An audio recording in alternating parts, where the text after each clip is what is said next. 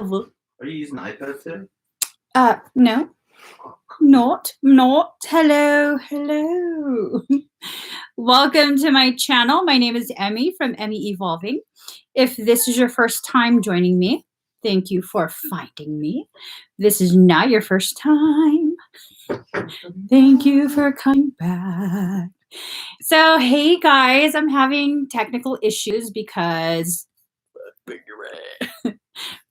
F Mercury. I'm real sick of your ish Mercury. Oh, that's not it. You said what? I said I'm real sick of your ish Mercury. Got me feeling some kind of way. Hold on, guys. Don't know why I'm talking to you like this. Oh shit. What is going on? Okay.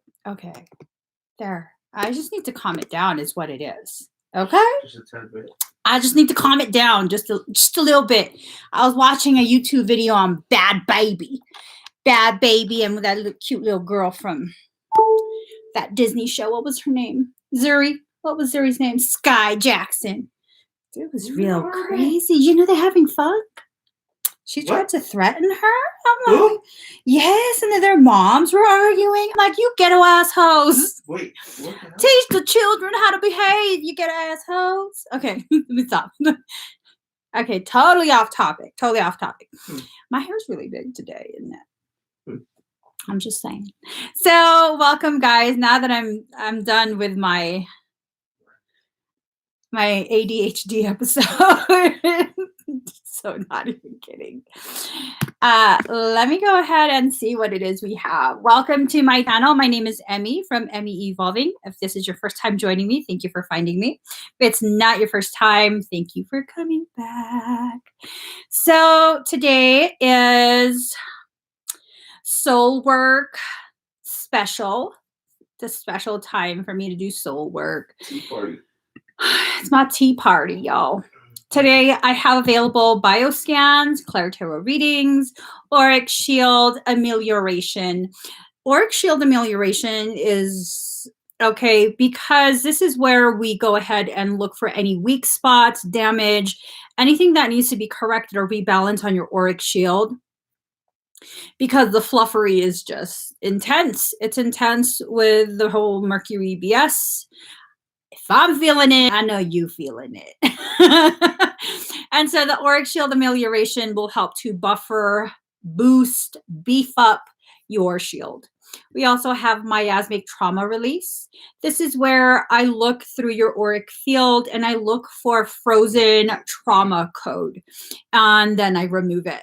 This will really, really help you, especially right now with the Mercury, with the retrograde. I don't even want to say Mercury. I just like it. M is tripping. That's what we're going to say. With M tripping the way it is, miasmic trauma release will really, really further along the purgative process that tripping ass M is initiating. So that's miasmic trauma release. Bioelectric life path rewrite. So many of us have like ridiculous distortions within our field, not because of tripping ass M. That adds to it. 36% at 436 mirroring. But that adds to it, but that's not the only reason. So with the bioelectric life path rewrite, we go ahead and get rid of all the distortions. We try and realign everything again, and then we rewrite the coding for your path to a higher level of potentiality. And then we have the Blu-ray DNA activation, bringing it back, you know. If you're drawn to me, like in a weird way, but not really weird, not creepy weird, but like good weird, then what happens is you probably Blu-ray. Oh, thank you, Raja. It's, you know, let me just take a moment and just pause. Take a moment. And thank you, Private Los. When someone who's been very skeptical of your work for a long time, suddenly like, she's the real one. Just say it. It tickles me. Okay, going back to what I was talking about. Mercury retrograde enhancement. Whew. So many of us are struggling to process and purge the shadow energies that are needing to be cleared from your auric field. This expedite will help to re-energize, realign, and accelerate the purging process to help facilitate the growth this period is gifting us with. It is important, regardless of whether you get an expedite or not, you need to maximize this period as much as possible. I know you ain't struggling through this for no reason, okay? Maximize it, maximize it. Mercurial Merkaba reconstruction plus Golden Ray Merkaba activation. This is badassery. As we process what rises during this retrograde, there's been observed a growing occurrence of Merkaba light body injury, causing individuals to experience chronic or intense physical discomfort or pain, intense sadness, struggles at work, feelings of isolation, sleep pattern disruption, sensitivity to light, sensation of being pulled or floating, lightheadedness, nausea, an increase in talking to yourself, which y'all know I already do that. The correction of the Merkaba structuring and directional spin being returned to the organic state can greatly improve these symptoms. And then we'll also be activating your Golden Ray Merkaba. That's your archive of light that contains your unique divine destiny. Notice the mirrors again, 38% at 438. Notice how everything is really geared towards maximizing your growth in this period. It's really important that you choose that for yourself. No matter what you do, again, whether you get an expedite or not, please, please, please always choose to maximize your growth during this period. So what's up, guys? Just want to take a moment to say what's up. I'm feeling extra today. Let's go ahead. Let's try and restore the chat. See, still don't work. F you, chat. We don't need you anyways. Not you guys. We'll just pop open a separate window for the chat. Okay? We're okay with separation at times. Right now is a good time for that. So we're going to separate the window. At this point, not only is the window separated, gotta keep them separated. Da, da, da, da, da. Let's go. Wait. Okay. I thought I saw something that good thing I controlled myself instead of just going off. Good thing I controlled myself. Self-control. What the hell? Self-control is good. Girl, we're learning, girl. We're learning. So let's do this. Let's go ahead and start number wars.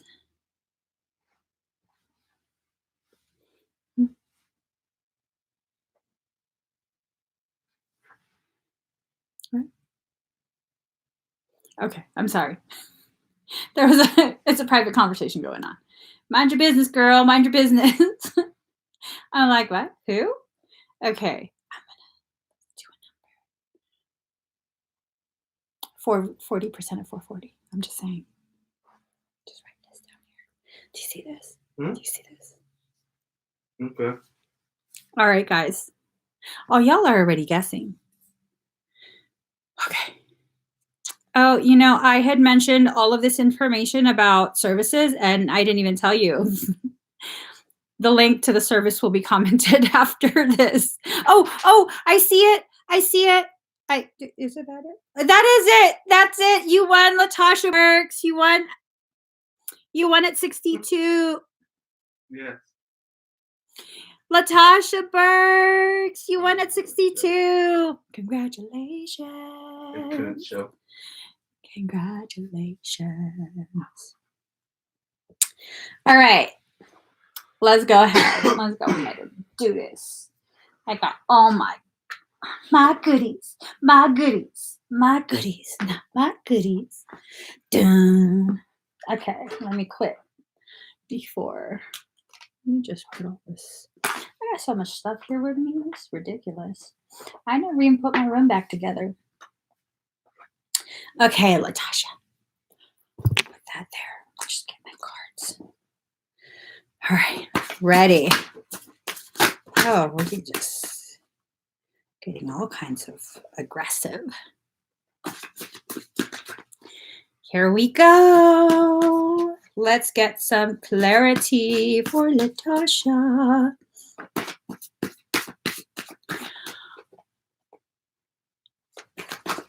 Oh, all right.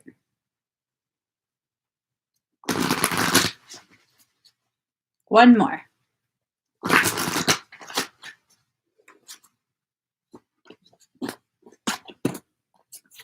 Oh, girlfriend.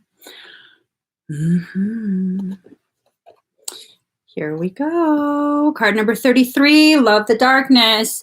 So it seems as though you are probably entering some sort of dark night of the soul, not quite fully dark night. Thank you, Teresa. With this, it's time for you to accept aspects of yourself that you previously were taught to really, really be ashamed of. Okay, girlfriend, 44% at 443. I'm just saying, love your aspects, all of it, all of yourself. Card number 20, open your arms. It's time for you to really allow all your parts to come back home to you. Every single last piece of you that you thought, oh, this is one of my weaknesses, this is that, all these excuses to really push away those parts. Throw those excuses away and let those parts come back home to you. Okay. Card number 22, honor your mystical creative force. You're 44%, 444. Yes. Sorry. Okay. There we go. 44% of 444. This is all about the self. This is about allowing yourself to become really, really powerful in your own right. Honor your mystical creative force. Something is about to happen. You're like at the precipice, right there, staring at this huge gaping hole of potentiality. A lot of manifestation energy is building. Hey, Daddy.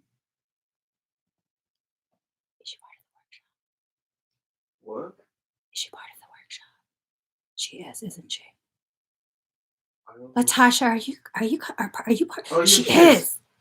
Oh, what is that? Oh, I'm on a screenshot.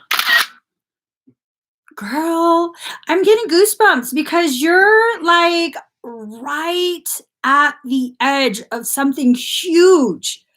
And it feels like it's going to just completely turn your life into something else. Like something else. Girlfriend.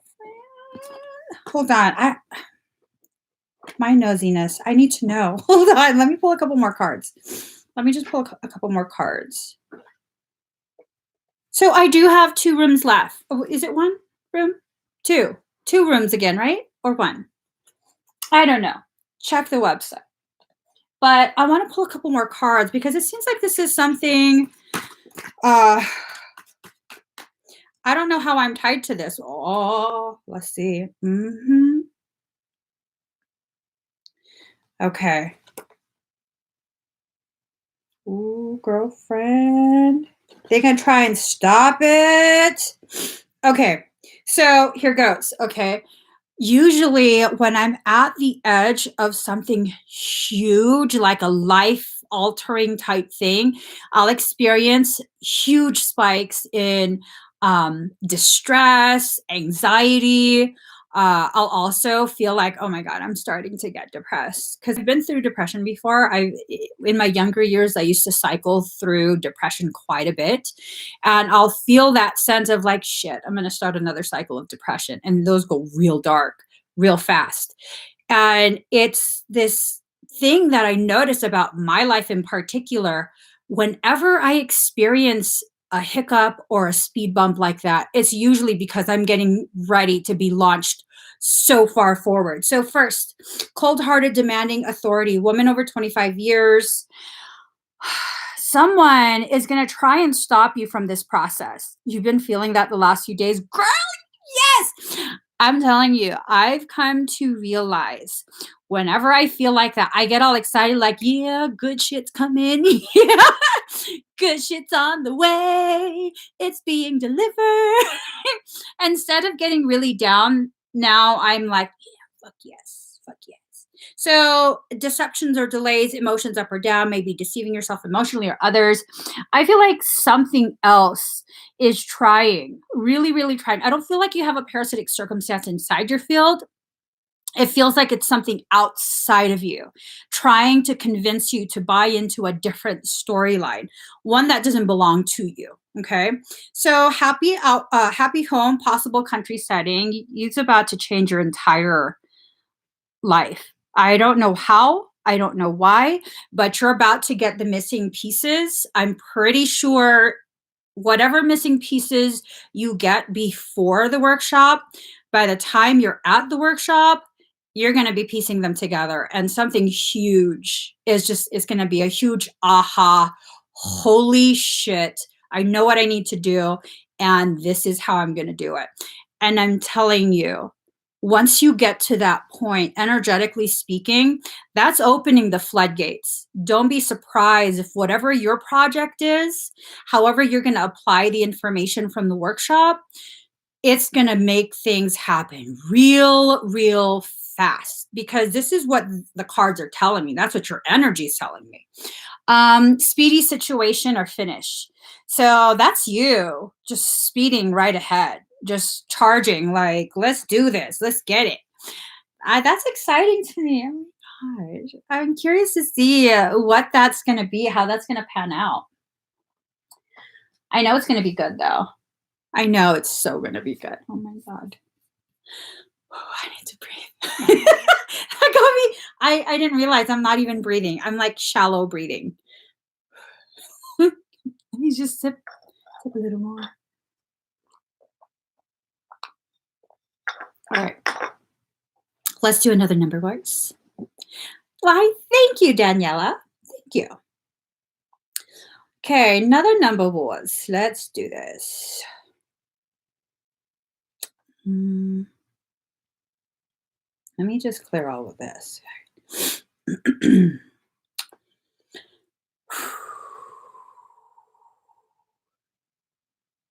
Daddy, look.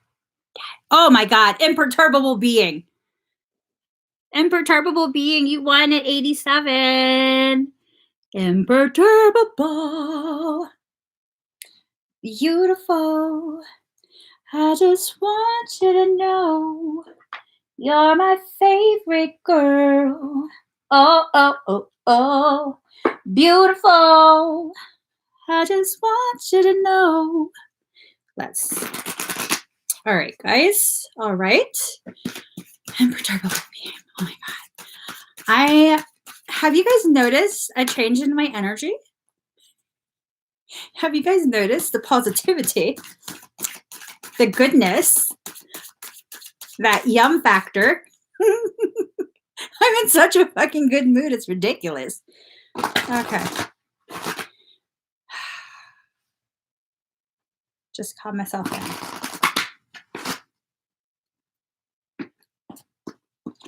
All right. Here we go. Okay.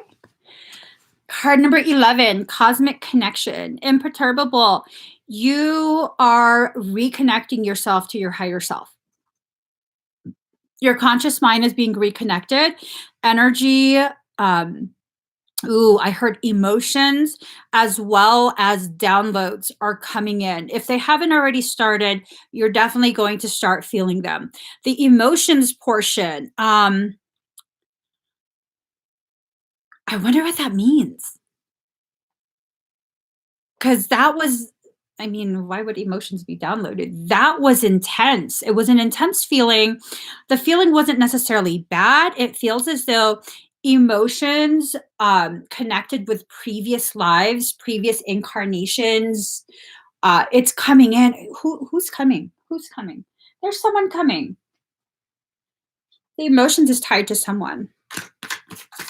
Catherine, you notice? Oh my God, it's my oil. It's my oil. I added a new component, and coming in from the cold. 5 of Pentacles, imperturbable. Someone's coming in from the cold. I'm wondering if this is someone from a previous life, or if this is someone from like an old relationship. It's someone really embroiled in drama. Really embroiled. Oh my God. Did I do a reading for you about an ex before? Girl. Mm-hmm. I don't like his juju. I need some more oil. I do not like his juju. It came in at first like amazingly wonderful. Now I'm like, no, you don't get to come to my girlfriend. Nope. Let me just put some of that in my heart's face. No, we closing that door. Yeah, no, he can go back wherever he came from. He can go back. Transfer. Oh, girl, no, he's coming back. Shit. He's coming back. We letting him come back just for a moment, just to say something. You're not letting him fully in. You're just opening the door with the fucking chain on. Don't open that door without the chain on. He's gonna push right through. Put the chain on. Put a little chair behind the door so the chain and the chair and your foot. Make sure your toes are flexed back so the door has no give. You're not letting him all the way in. But him coming back is gonna initiate a transformation. This is a cycle of transformation that's going to take you to a whole nother level. It's going to initiate sorry, Ellie. Someone call EMT. Ellie's dying over there. I'm on a whole nother level. I'm fanning you. This is how much I care about you guys. I was fucking fanning her. Oh my God. And so, you okay? I'm fanning you. I care. That even got me. Like, who the fuck are you fanning? I'm fanning Ellie. Why? Okay. Imperturbable. It's gonna start you on your sacred journey. Okay. It's definitely gonna, like, a lot of twists and turns. Twists and turns. What the fuck's going on today? It's the oil. I wonder, does that? There's no psychoactive properties in that, right? Nothing intoxicating. Nothing. No, nothing at all. I'm just really happy today is what it is. All that fucking salt got built up and now it's gone. My pipes are running clear. Because that's what the fuck it is. Okay. I hope that helps. I found someone. Yeah. Okay. Good job, girl. Don't let him in. You got this. Don't let him in. I'm telling you, keep the chain on. That chain. If he calls you, if he takes that movement, I'm putting the chain on first. Put the chain on. The physical movement will help you remember. Emmy told me don't let his stupid ass in. One more. Where's my pencil? Okay. One more. That was only 2. I'm fucking positive. I've never been more sure in my life. Okay, I got a number. Daddy. All right.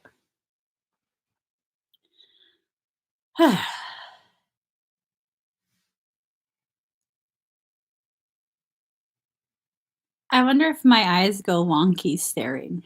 Wonky? Wonky. Oh, I love that song. Wonky by Troy Boy. You guys have to listen to that song.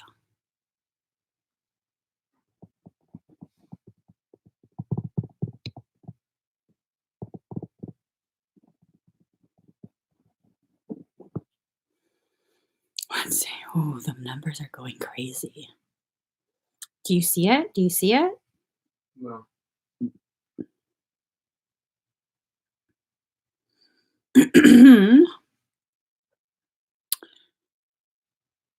Pour some sugar on me in the name of love. I see it. Wait, come back. What the fuck? Come back.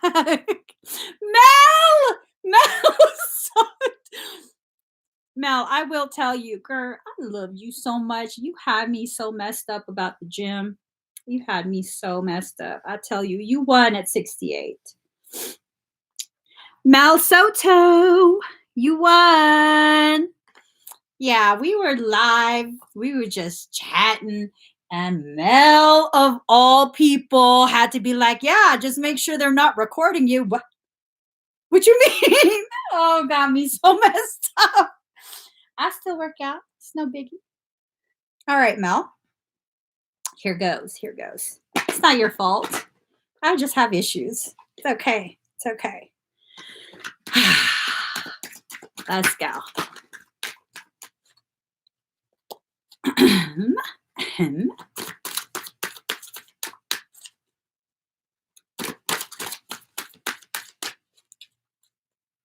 Oh, yeah, thank you. Thank you, Maud. This is part of my Emmy elixir. This one is a personalized blend for me, and it's fabulous. Part of its component is the Blu-ray activator, and it's just fabulous. All right.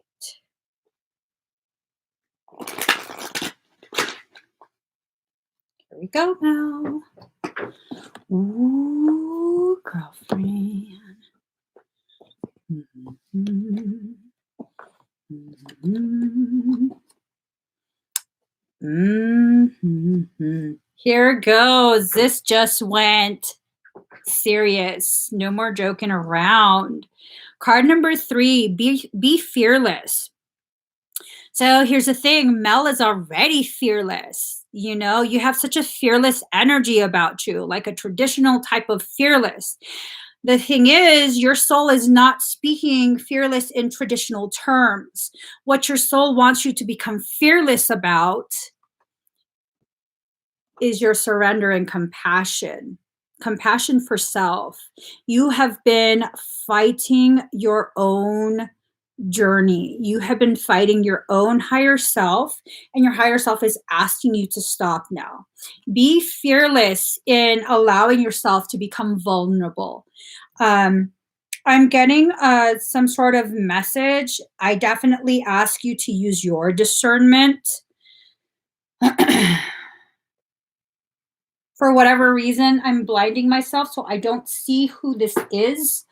But I'm being given the message that contact will be established soon. Contact will be attempted. And if you could please allow the contact to occur. So I don't know if this is an ex that's going to be reaching out. I know you had commented before something about an ex. And I don't remember what the comment was, but I do remember feeling, fuck that. So maybe that's why I'm blinding it. I get really protective of people. And girl. Mm-hmm. 2 of your exes want to, no. Personally, I'd be like, no. A Leo and a Libra, ooh, girl, they can go have tea together. You know? No, okay, sorry. Your higher self said to stop saying these things. That's just my own personal, but I do have a habit of struggling with the concept of forgiveness that humans like to pass around. I believe in just moving forward.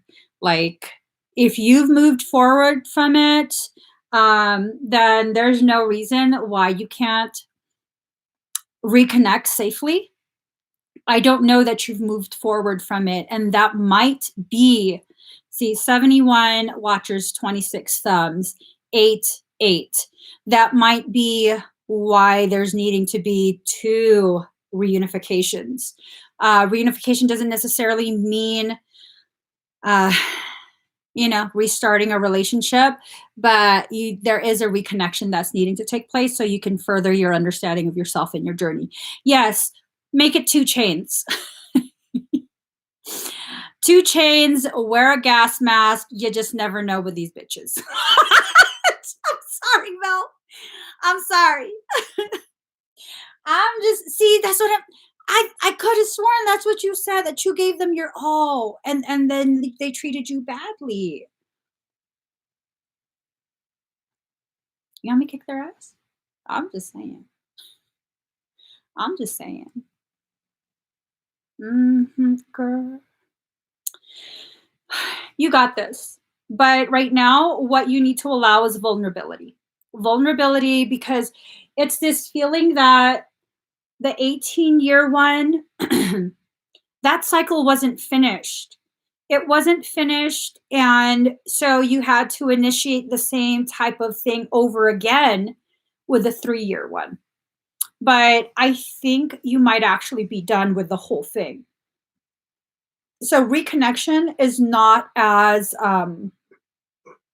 dangerous, you know. I You definitely shouldn't be the one to message them. Okay, don't message them. And it's not about, don't message them because they should be coming to you and apologizing and blah blah blah. It's not a pride based type of don't message them. It's more of, you don't need to initiate something.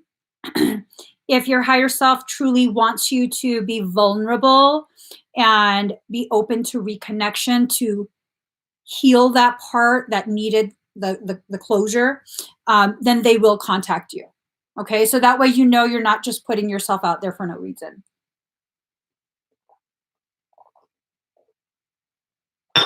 Let them wait for them. Well, no, don't even wait for them. If they contact you, they contact you. If they don't, then they don't. That means you didn't need that closure.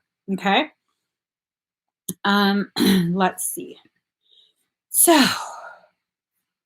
let's get started.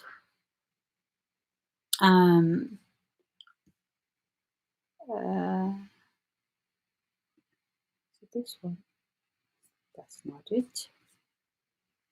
That's not it. That's not it.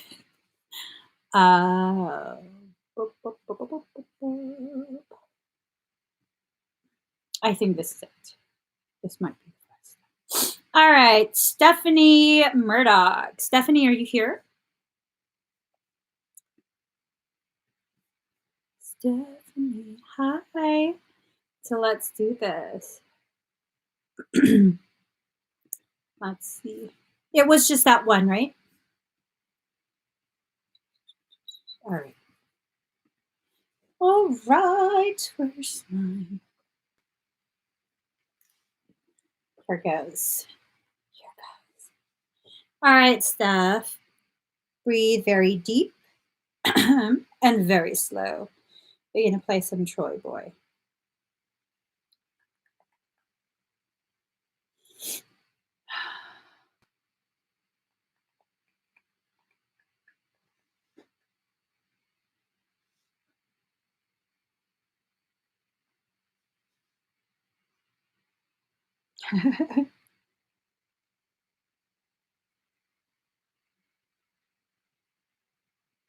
What? That is BS. You telling me you don't have Troy Boy?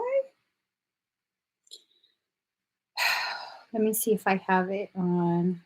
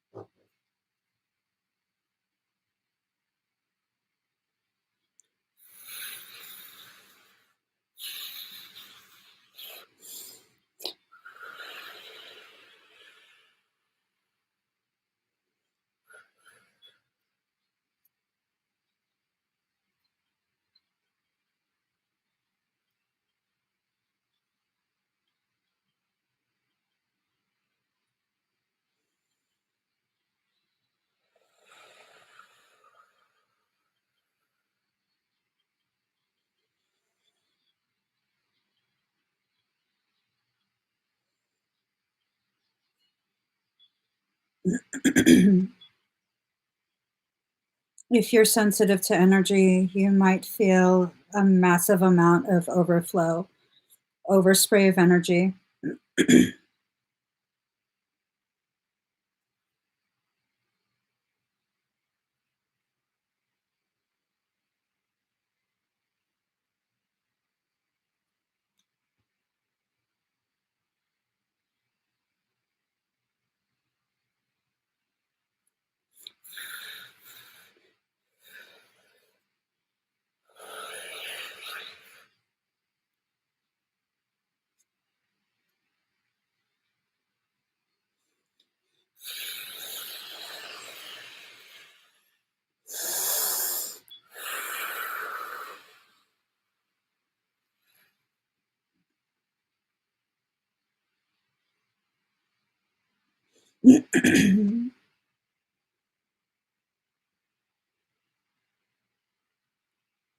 Right? How do you feel? I'm starting to sweat already. Oh, I got new cards. I got new cards. I totally forgot. They're right here.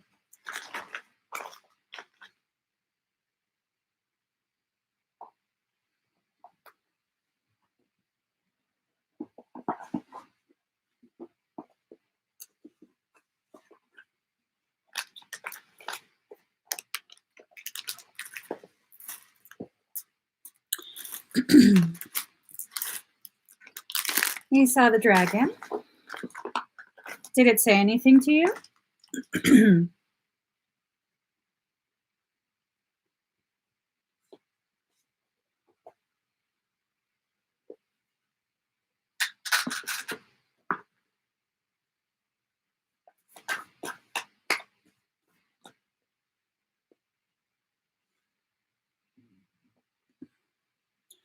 If you're not feeling well,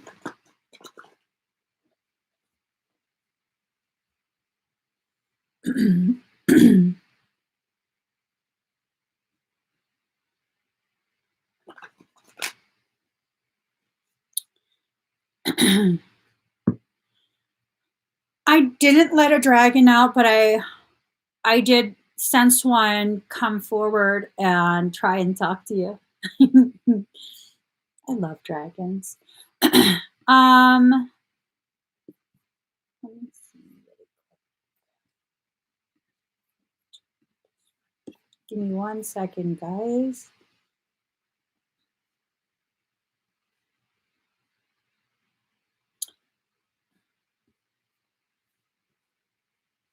I would do the miasmic trauma release paired with the retrograde enhancement, Teresa.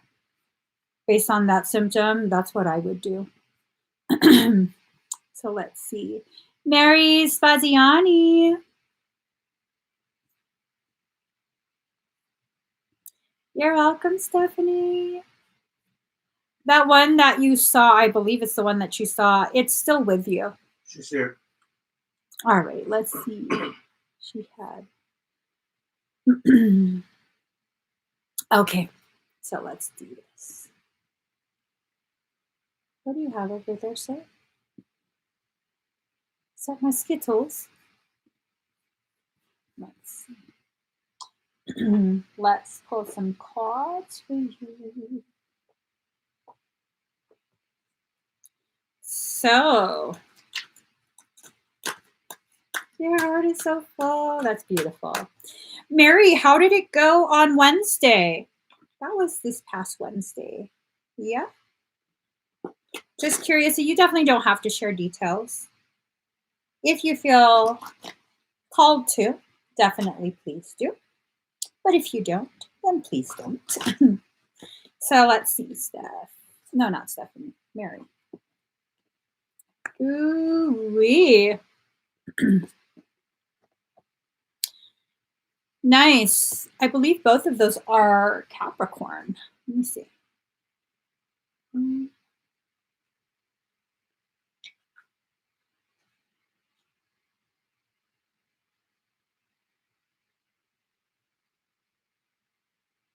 Yeah. So card number 22, Capricorn, I use, and card number 34, 10th house, the world.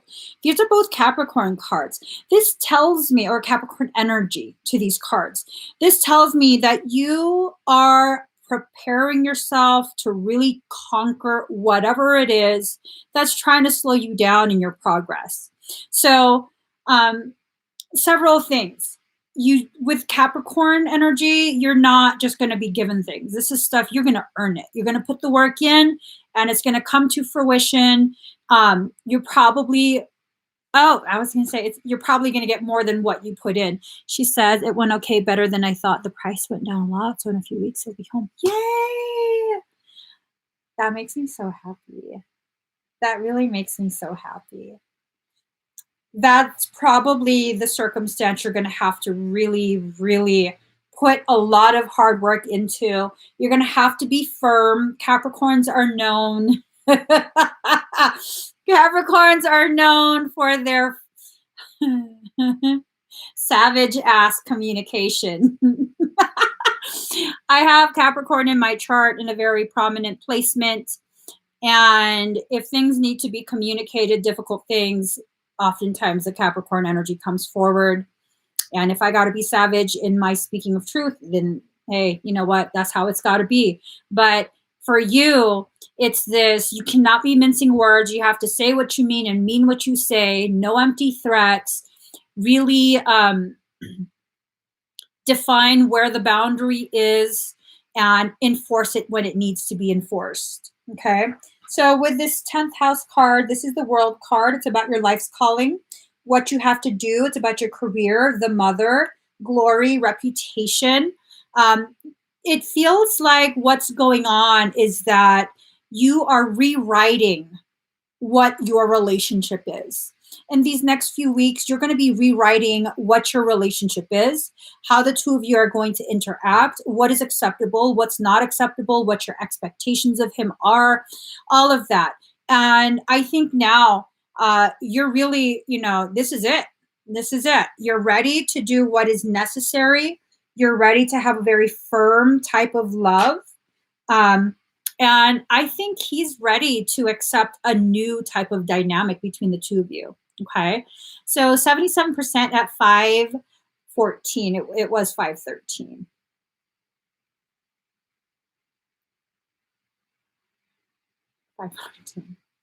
I'm sorry.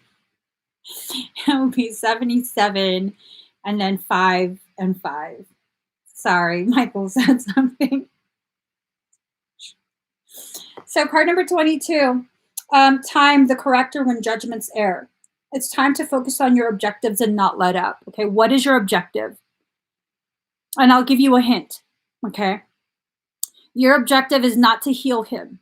Your objective is to be the primary person that helps him to understand what he needs to modify about himself in order to become a productive member of society. All right. So that's what you're tasked to do. Help him learn by what you say and do, not to be his mentor, but by simply, hey, I don't like it when you do this. I don't like it when you do that.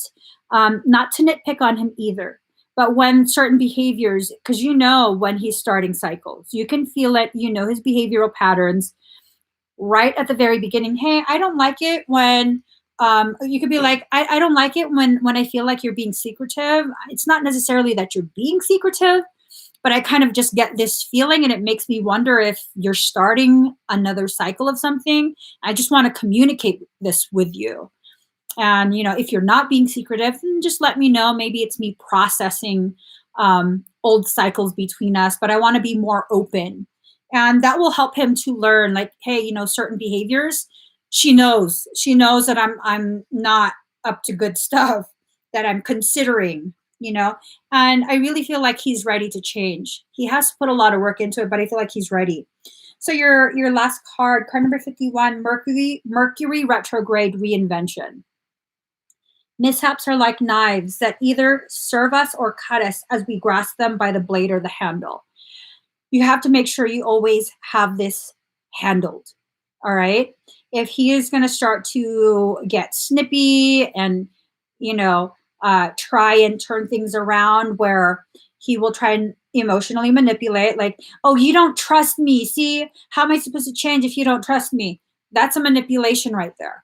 when you are simply sharing of your thoughts, not accusing, but sharing of your thoughts, and they try and do that, you have to call him out on it. And you have to be like, no, we're not doing that. We're not doing that. I didn't accuse you of doing something. I'm sharing with you that this is how I'm feeling, and I want you to clarify for me that there's no need for me to feel this way. When you respond with emotional manipulation, that tells me you haven't learned. That tells me you are trying to manipulate me. That's not going to work this time. So, yes, you've already been trying. Good. So, this is all confirmation that you have been on the right path. Continue it. You have successfully tapped into your intuition, into your soul guidance. You've made so much progress in just a matter of a few months. You have made so much progress, Mary. I can't emphasize that enough. And for those of you who have been watching and have seen her growth, like, it's huge. It's a huge difference. You went from just a few short months ago, tell me what to do, to now, oh, I'm already doing that. Okay, good. I'll just keep doing that. Huge difference. So empowering. I think he knows as well. I think he knows this is the last. Like, he's not going to get away with anything. He's not going to be able to manipulate you. But that's not to say he's not going to try. He's definitely going to try, just to make sure that he really can't get away with it. That's why you're going to have to stick to your guns and, call him out on stuff. Okay. You also have a bio scan. So just. Button.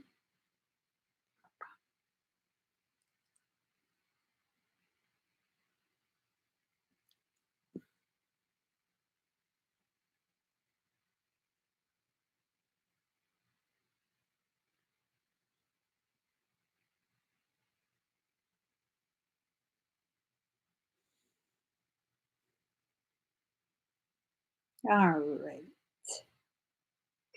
Just looking for a song.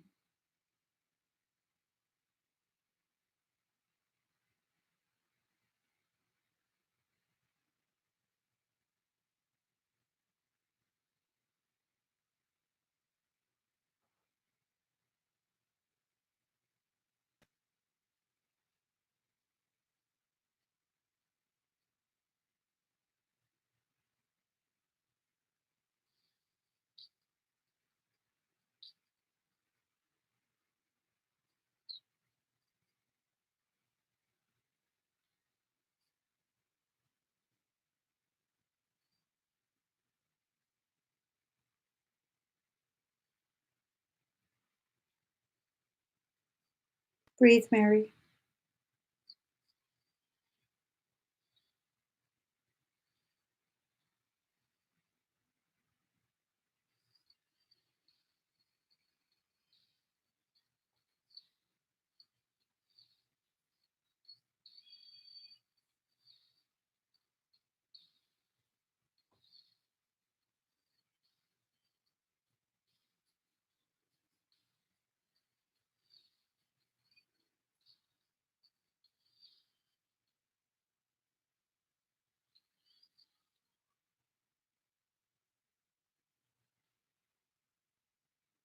You might feel a little bit of pressure in your belly.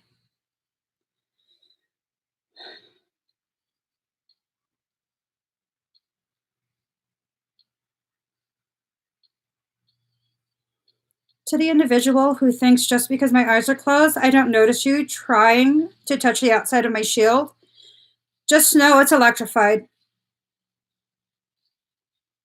And I'm cranking up the energy. Enjoy it.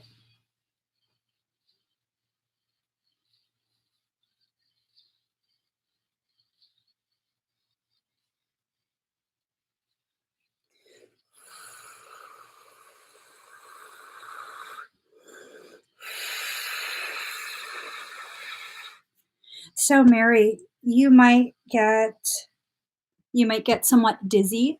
I went ahead.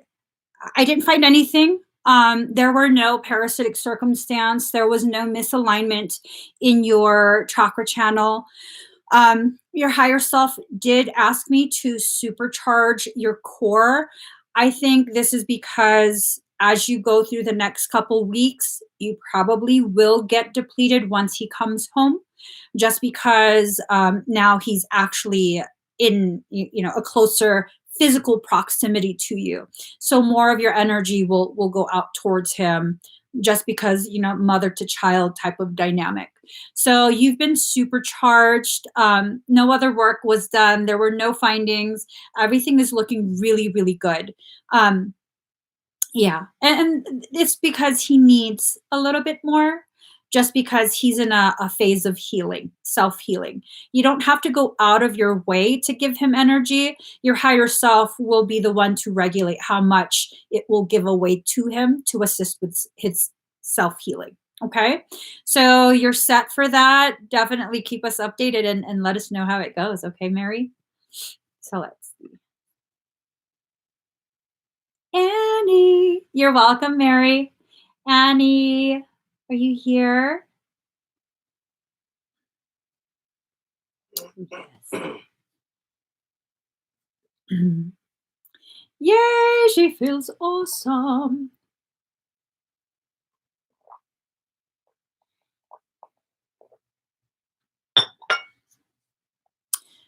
Have you seen Annie Salo? I know she had commented in the very beginning.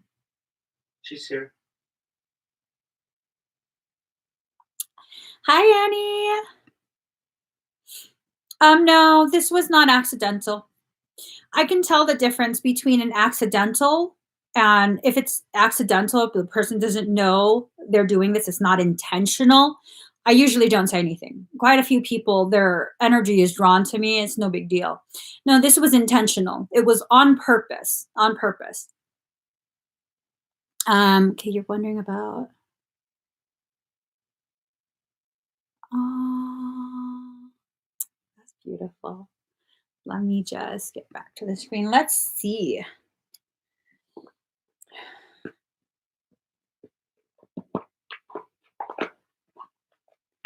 So let's get some cards. Oh my gosh. All right.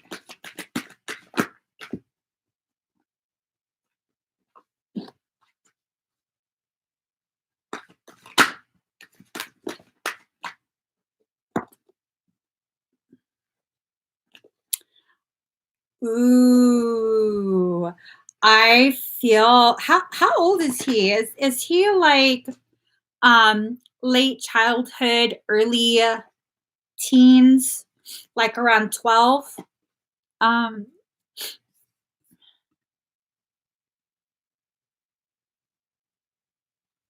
so he's 9. Does he act older than his age?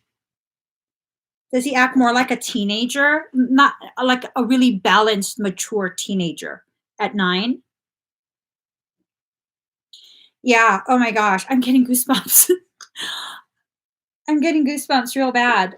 Oh my gosh. Oh my god. He is definitely very old. Definitely a very, very old soul.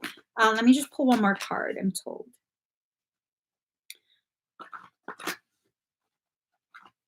I feel like you've lived a life, at least one life with him before, with him being your teacher. Ooh, girl, I'm just saying. I'm just saying. So, air dragon helps you rise above earthly matters. His presence will definitely elevate your frequency, like highly elevate it. Crystal yellow dragon. Oh, wait.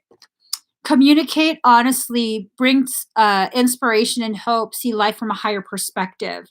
Of course, you have to take care um, not to put on him unknowingly the pressures of adult struggles. Like, he can be very, very intuitive and You can be asking him just questions that you don't think he understands. It's you trying to get better clarity on a connection with another adult, but he, on some level, does know this, and he will feel obligated to shoulder some of that. So you do have to be a little bit careful with not letting him feel obligated to take on too much, but you should definitely communicate freely with him, whatever is age appropriate for, his maturity.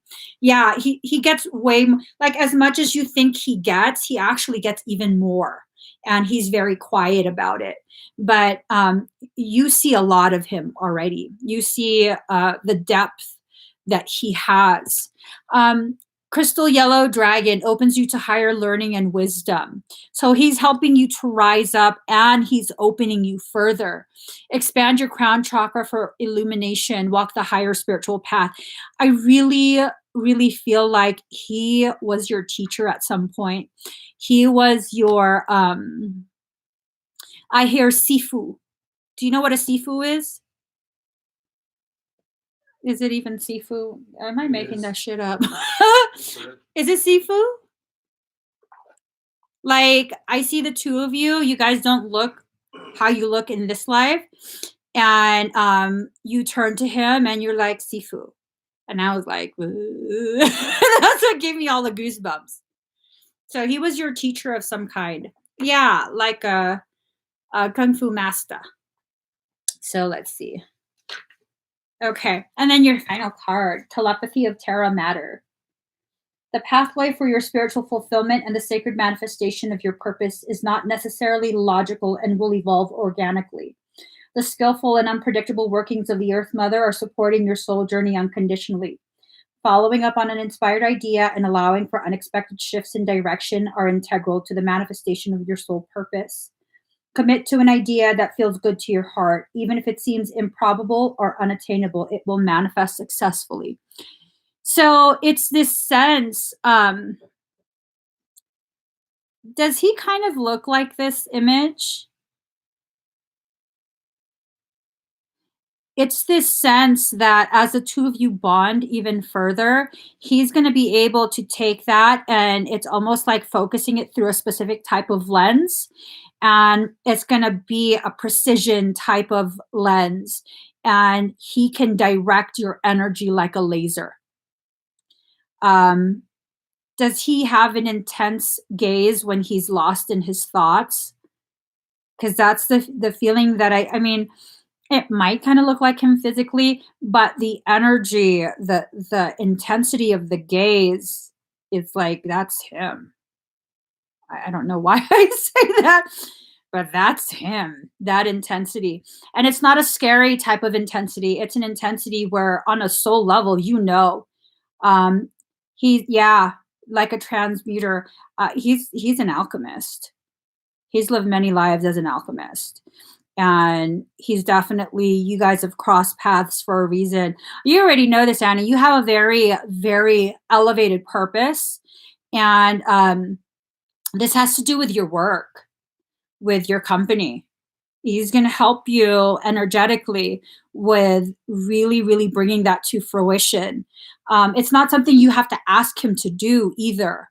This is something, it seems like your souls have come together specifically for this. Like, he agreed to support you as his student, in helping to launch this, because it's going to affect humanity. You're trailblazing in your field. I know you've gone to school for certain things and you have the proper training and credentials and stuff, but you're going to make this field take a quantum leap forward. I don't know if you fully realize that yet. So you definitely have to make sure you stay focused on what your work is. Um, uh, yeah, no, to you, he's really only physically a child. Energetically, spiritually, he's not a child. He's not a child. No, definitely not a child. Are you feeling very, like, emotional? I'm feeling this rise in energy. Is he with you right now?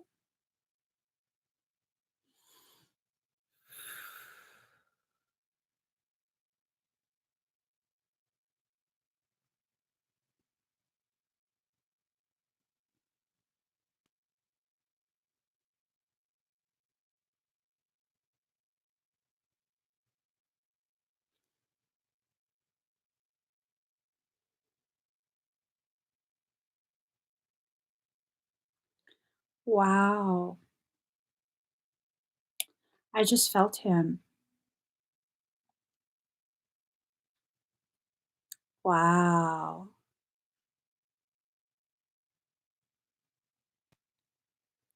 Please do tell him thank you.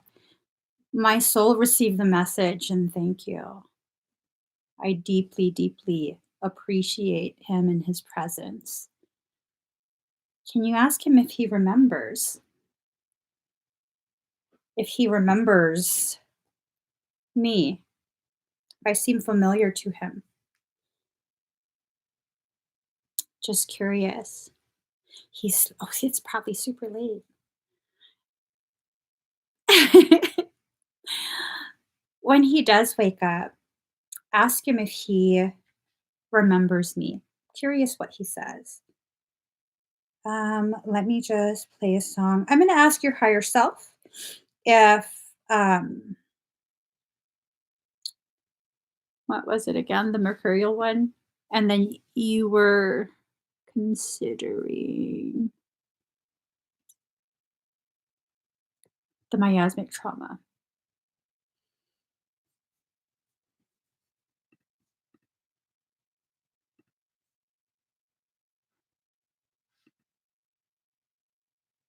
I think the miasmic trauma is probably, I'm just looking at your field. I think the miasmic trauma one is more applicable.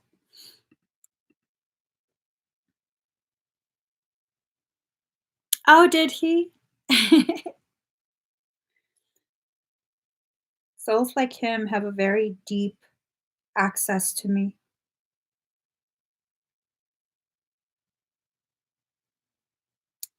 There was another child, someone who became a friend, their child, similar, very, very similar energy to him, and, one day he saw her watching my live stream, and he goes, "Isn't she our friend?" She freaked her out. "Don't we know her? Isn't she our friend?" She messaged and told me. Let me see.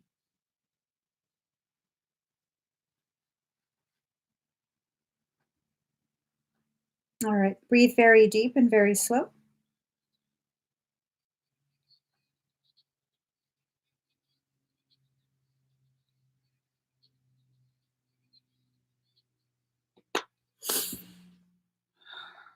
You know what?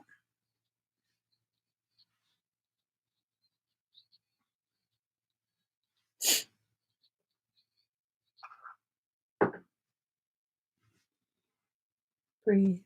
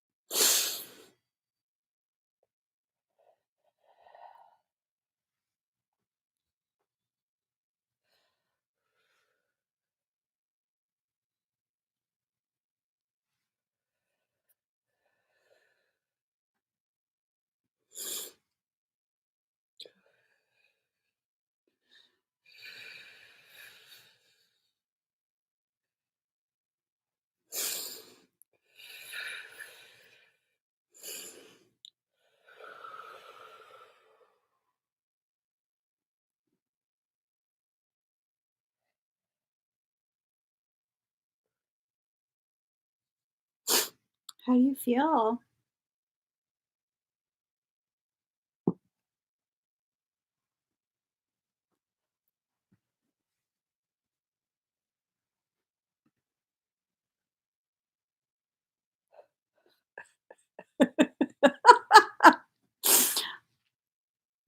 Oh,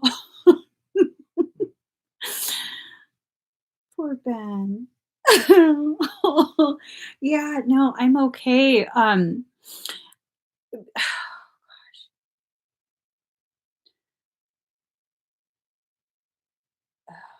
don't know how to explain it.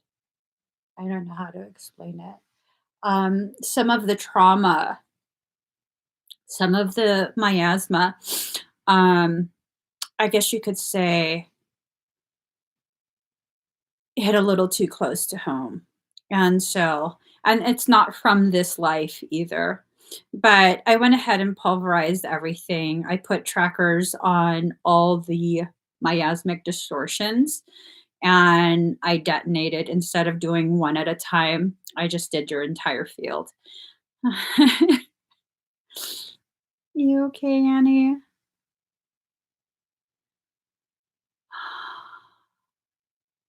Your soul's been through a lot. A lot. Mm, you're welcome. Humanity will soon understand exactly how much you do without ever uttering a word. You do way more than you realize. No, don't be worried. Don't be worried. So let's see.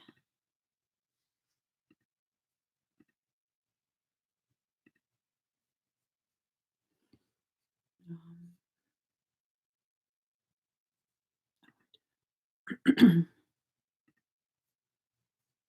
um, hold on really quick.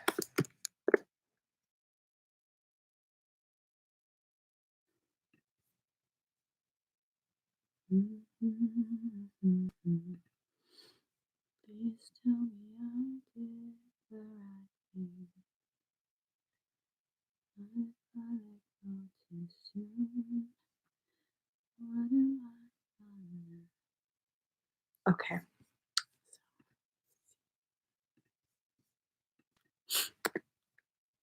Okay.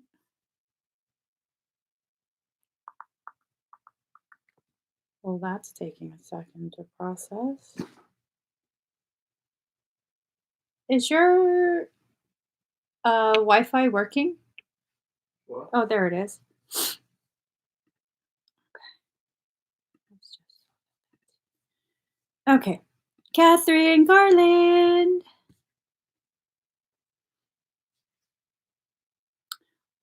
Oh.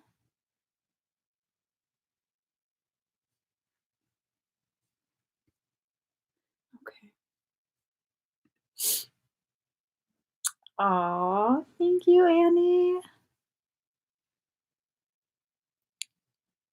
Ah, I love cats. I love cats so much. Okay, Catherine's here. I love when people let me know that their fur babies enjoy coming.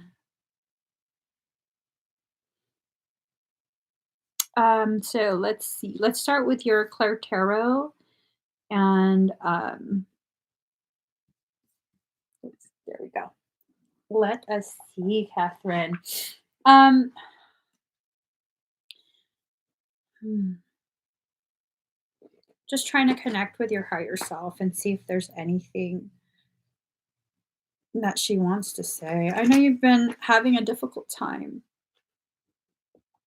Let's see.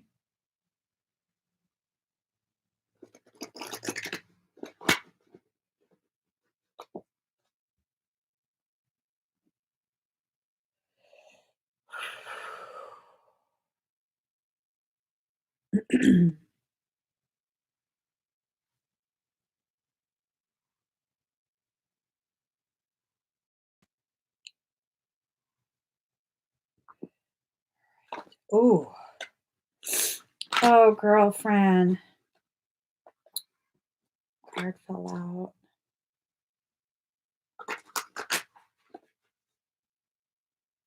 Okay.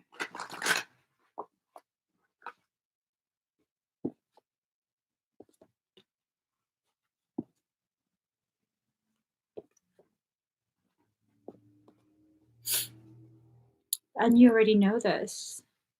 You've been analyzing and you already know.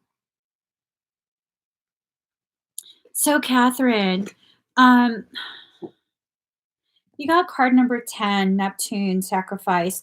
This card has a lot to do with illusions, with um, a lot of like mind games, spell casting, the negative kind. Um, I'm wondering if something is,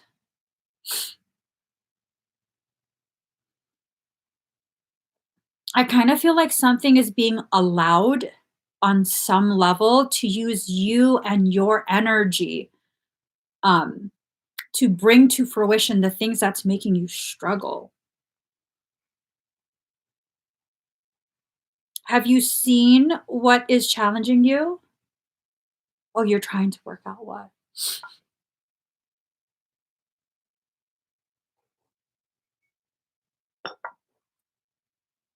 Hold on. This is a connection with your mom. I tasted it. It's a connection with your mom. Your mom's karmic load, unresolved um, life lessons and struggles have been really, really causing you to um, pull in the distortions. Let me just. It has to do with your mom. How's your relationship with your mom? And you don't have to give details if you know it's private. See, Two of Pentacles, juggling two situations or ideas around. This is your energy intertwined. You just reconnected 3 months ago. Is this when all of this started? It's been about like 3 months, right? Um it's been about 3 months. This is her stuff you're working out, not yours.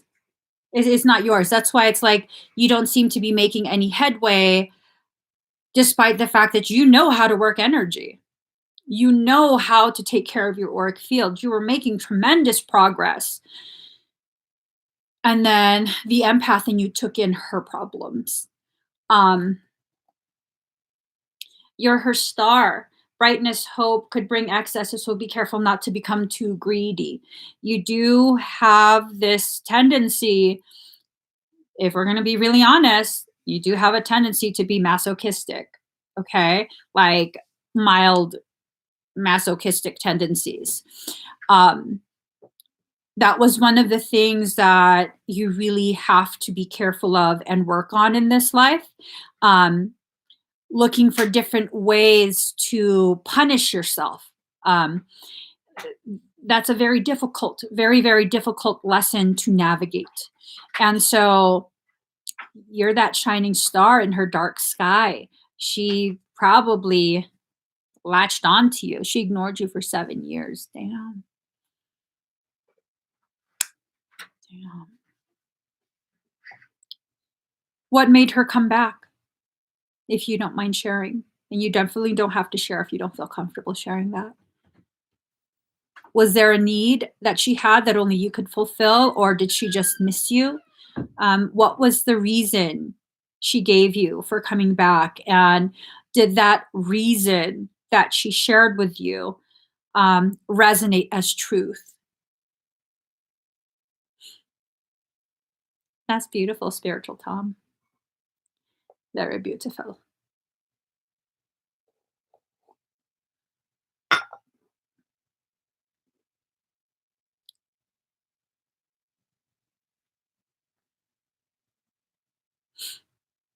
That's crazy. So it's been your mom this whole time. Delays around money coming in from the cold. So I'm wondering if, yeah, she came back for selfish reasons. Whatever she told you, Catherine, I know this hurts you. She offered you money. I know this hurts you. She came back for selfish reasons. Um, it finally weighed so heavily on her. Um, the ways in which she feels she failed you as a mother. Uh, selfish reasons. When I say selfish, it doesn't necessarily equate to society's definition of selfish. Sometimes something that I consider selfish, because I don't see selfish as a negative thing always. Something that I consider selfish is seen by other people as a good deed. Like when I do something for someone else, that's my own little selfish thing because it makes me feel good to make other people feel good. So I consider it selfish. But to other people who witness it, they're like, that's not selfish. That's so selfless. So I think, coming in from the cold, she's getting old. She probably, I don't know if she has some sort of illness or whatever. She's feeling her mortality. Her life is in some ways flashing before her eyes. And so, she's afraid of what's going to happen when this life expires. And so she's trying to make it right. She's trying to make herself feel better. So that's fine. That's not necessarily a bad thing, but you have to be careful being such a sensitive empath. You have to be careful about pulling in her pain. Ace of Cups, security, helping hand. This is her way. It's like she's offering you help, but is she really the one that's benefiting?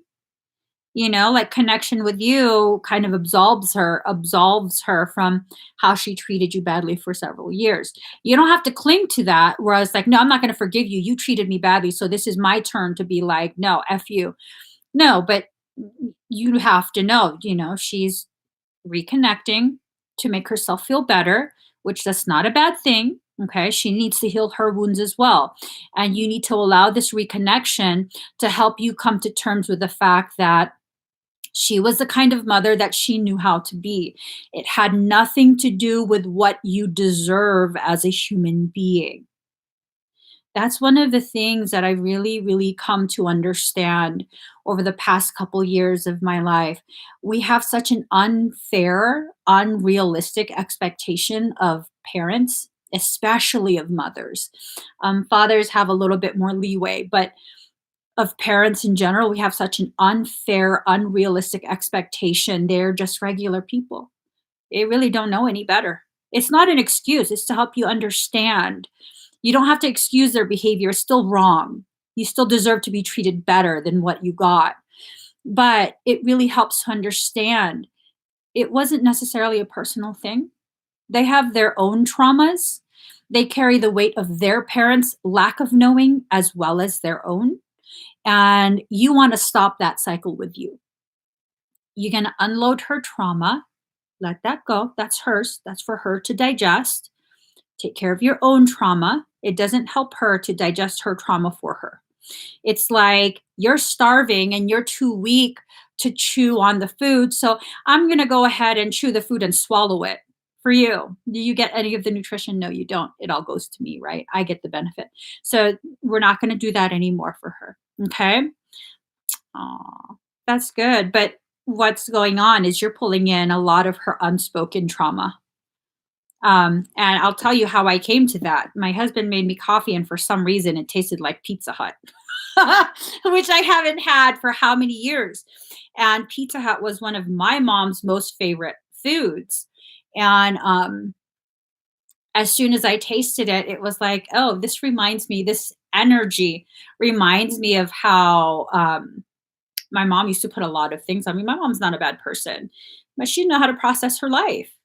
And because she saw me as so much stronger, so much more stable, so much more capable than she felt she was, common sense, let her take care of it. That's kind of how I lived my whole life.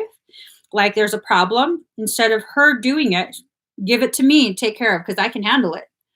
I have no choice but to be strong, so I can handle it. And that's kind of what your mom stayed with you. I know, pizza flavored coffee. That's kind of gross, isn't it? I was like, Pizza Hut. This is about the mom. Oh my gosh. Card number 25, first house, the body. You have to focus on yourself. You are your first house. Okay.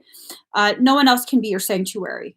Um, excuse me. Unfortunately, if you allow anyone else to be your sanctuary, they will most likely get breached. Okay.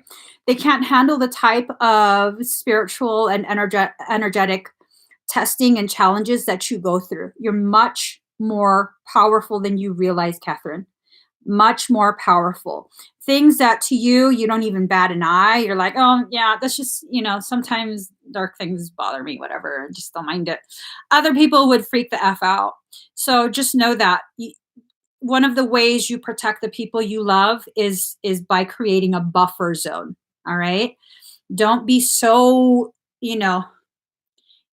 engulfed in trying to help them and empower them that you then mark them as a potential gateway to you. 100% at 555. You have to shift. It's time for you to shift and come back to wholeness. You fractionated yourself again. So these were patterns that you used to establish with romantic relationships. I don't know if you realize that. The romantic relationships of your past were very much rooted in unresolved things with your mom. And you sought out the people who could punish you in a way that she couldn't. So just kind of let that sink in. That's something, once you wrap your mind around it, it will really, really help as fuel for you. Okay. So card number 23, Aquarius, I know you already know this. You're raising to much higher levels of frequency. Look at all that purple, all those magentas. Those are high levels of frequency. She was very aggressive with you. Yeah. Yeah. You're much stronger than you realize. And your mom, you have to see it as she prepared you for the life you're about to live. You're about to dominate this life. Okay? You just needed a couple months. I know it's been a while. It seems a lot longer than what it is when you're struggling through it. It's been a while. You recognize now the root causation of this specific cycle. Now you can shift degree by degree to get yourself back to center. It doesn't mean you have to cut out your mom. It doesn't mean you have to become cold to her. It just means now you have to understand if she tells you something's wrong, if she starts crying, sympathize, don't empathize. Okay. When you sympathize with someone, you feel, kind of bad for them. Like, oh, I feel bad for you. Wish that didn't happen to you. When you empathize, you're like, let me sit there with you. Let me carry this load with you. I'm going to take partial ownership of this pain so it's not as difficult for you to bear. That's not going to help her. And it's not going to help you.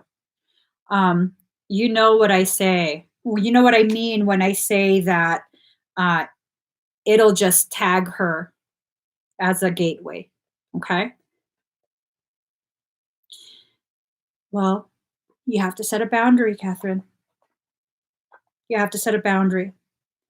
Mom, I know that's how you, oh God, that's such a mirror. That's such a mirror of me and my mom. Yeah, no, she used to say crazy things about my dad. We're like in an ER. And she's like, I want to sue him. I'm like, for what? She knows I don't like him.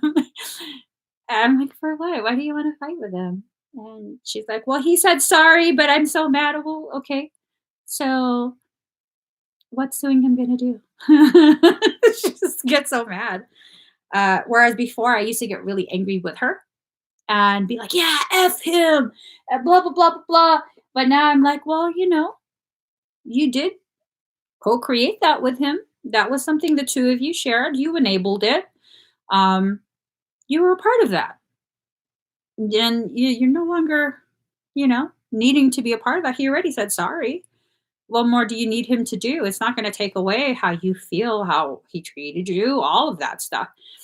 And maybe you have to have conversations with her like that, where it's like you're not necessarily sticking up for your dad, but you're helping her to see how that cycle is not doing anything. It's a hamster wheel for her. And maybe if you point it out like that, I distinctly remember one conversation I had with my mom. I was like, well, he already took how many years of your life? You gonna let him have the last however long you have? What if you only have a week left? You gonna spend that last week here, um, giving him your energy and your thoughts? Fuck him. Who cares? It's already done with. It's done with. And that's when she shifted her thoughts. I was like, he can't control you. You're independent on your own right. So why is he even coming up in your thoughts? Hold on, let me just get.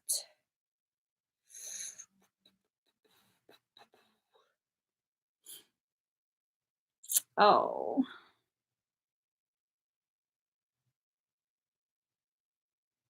maybe it's her wishing he was lying. Maybe there's so much that is left unsaid between them, and it's killing her inside, knowing that he's going to be leaving soon, and that wasn't ever resolved.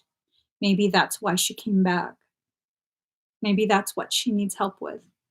Coming to terms with whatever happened between them and getting some closure before it's too late.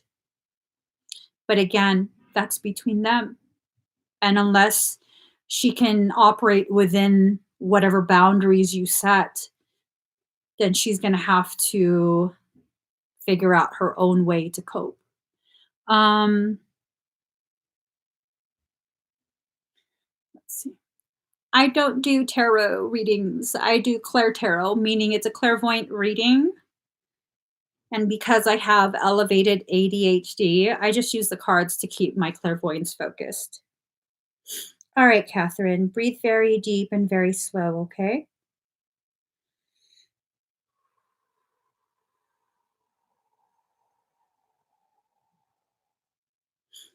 I'm sending sedation to your field, babe.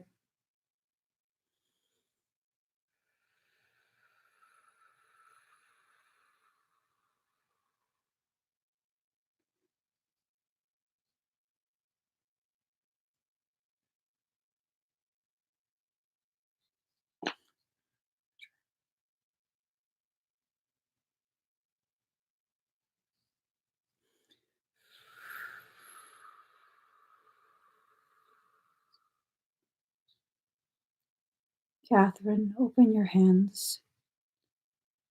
Stop holding to your pain.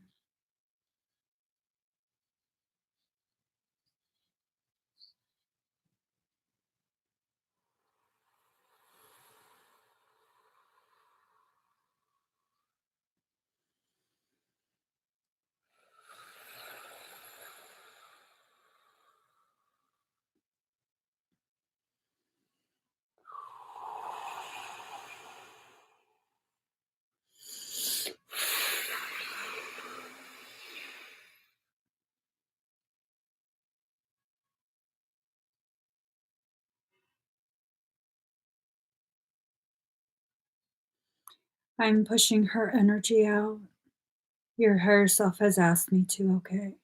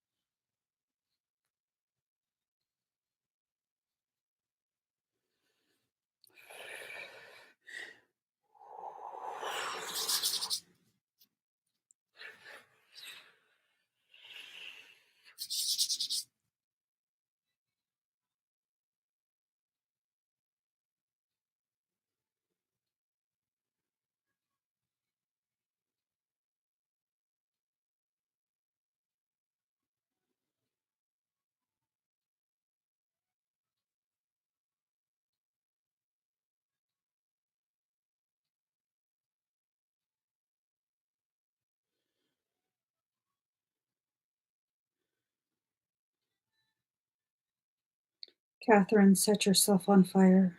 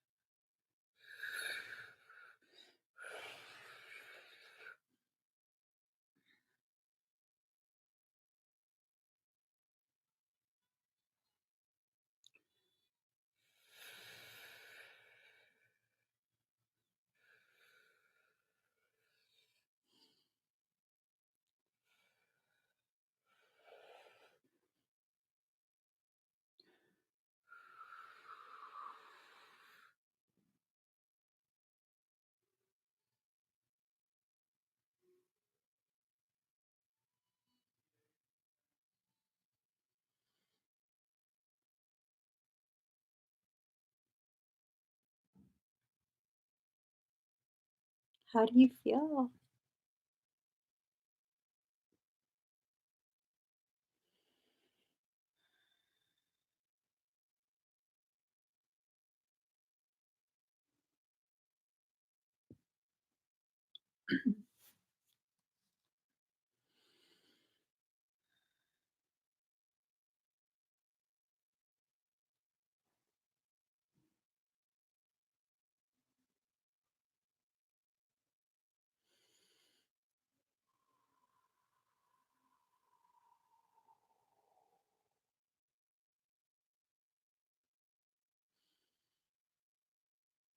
Mm, that was super intense. Give me 1 second.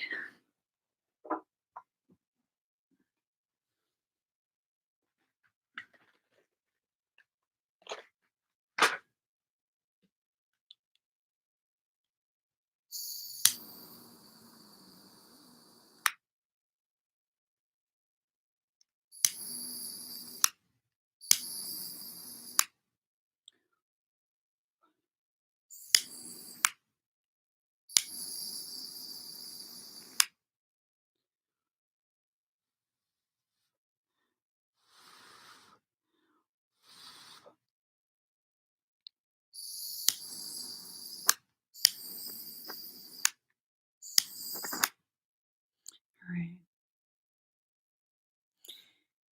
Good. You don't always have to be in control.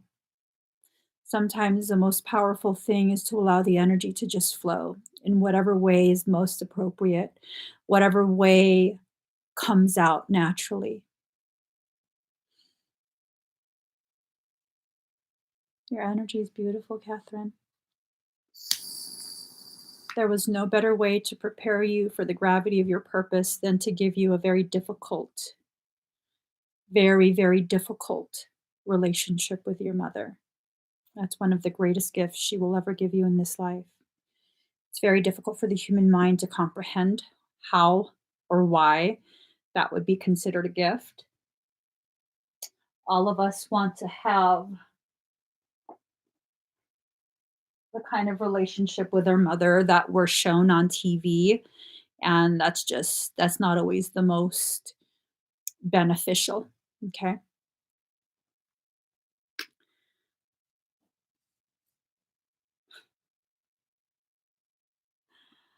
Oh my God. Hold on. No habla español. Gracias, Maud. Oh, you're welcome, Tom.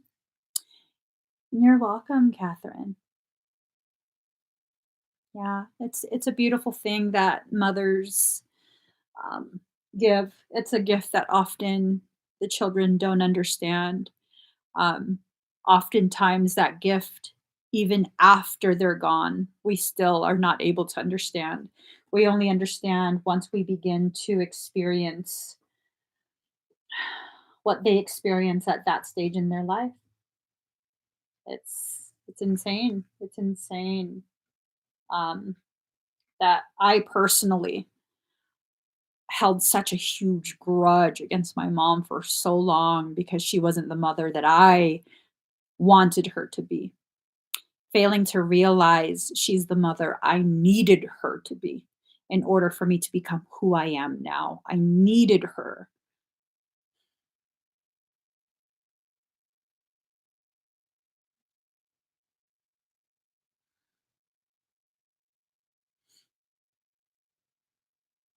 Mhm.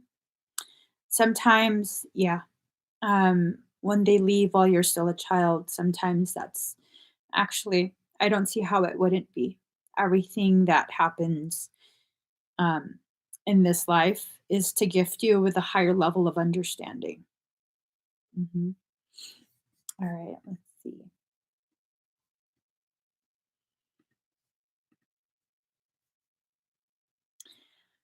Okay, Brianna Shepherd.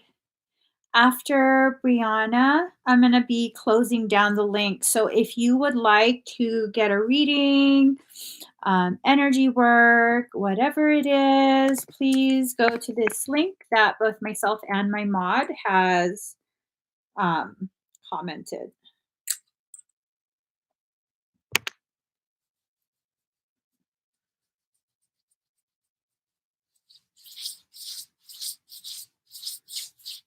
Hi, Brianna. All right, so Claire Tarot.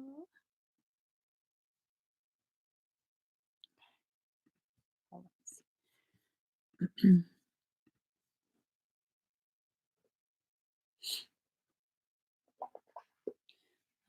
I go too soon. What am I gonna do? All right.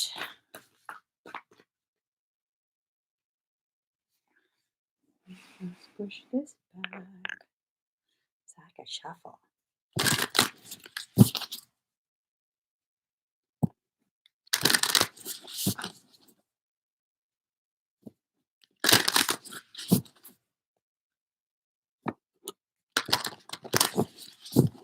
One more.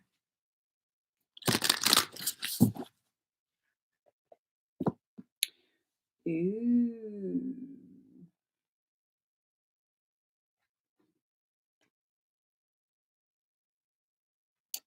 Fascinating. Doubling up and a halving.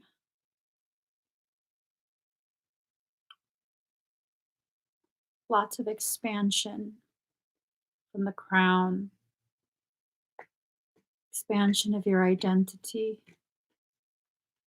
Very, very interesting. These are powerful numbers. 16, 8, and 23. So let's see. This is a brand new deck for me. Brand spanking new. What? Did I miss it? Okay, you're being healed from guilt and fear, Brianna. The sun of 417 hertz. You're being healed from guilt and fear. Such emotions will no longer steal your personal power or dissuade you from confidence, happiness, and realizing your own worth. No matter how unlikely it may seem, you are going to emerge from a spiritual winter into light and life. The divinely ordained time for your liberation, healing, and emergence is much closer than you realize. Abundant blessings are stirring and shall soon manifest. So, a lot of good things. You have taken the most powerful 1 degree shift in the past few weeks. That was the final degree needed for you to align with a 180-degree change. So 180 degrees, you're going to be a completely different person, completely different life, completely different perspective. And this is not because the goal was to be a completely different person. This is because you have done the work to completely undo the distortions that you once clinged so dearly to. So when I say completely different person, it's not that you're going to be actually a different person. It's that you're returning back to a very authentic state, a version of you that hasn't existed since you really committed to your belief in the limitations and perceptions that up until now you had about life, about your relationships or connections with other people, things like that. So, card number 8.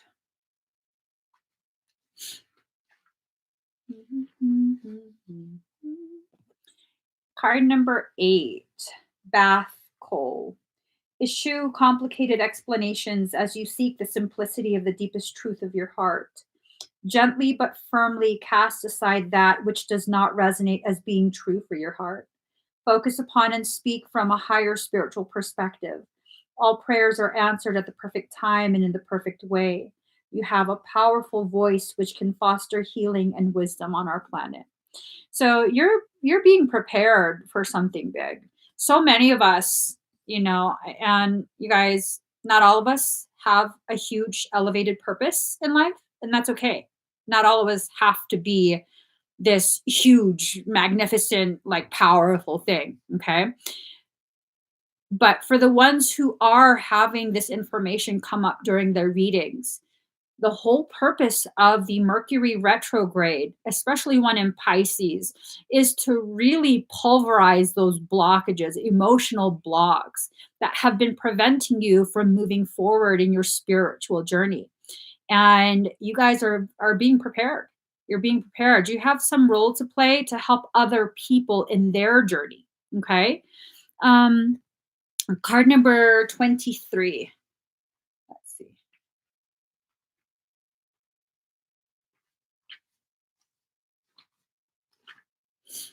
Beta of Spirit Wolf. Give yourself enough rest. Only then will you be able to ground yourself enough to cultivate, focus, and motivate to fulfill your path. You will find a way through any tricky situation as you tune in to your instincts and trust your own timing. From times of change and uncertainty comes confidence, love, and resilience. Embrace transition, commit to your task, and stay focused, but be flexible in your approach. You have the skill to intuitively handle any issue.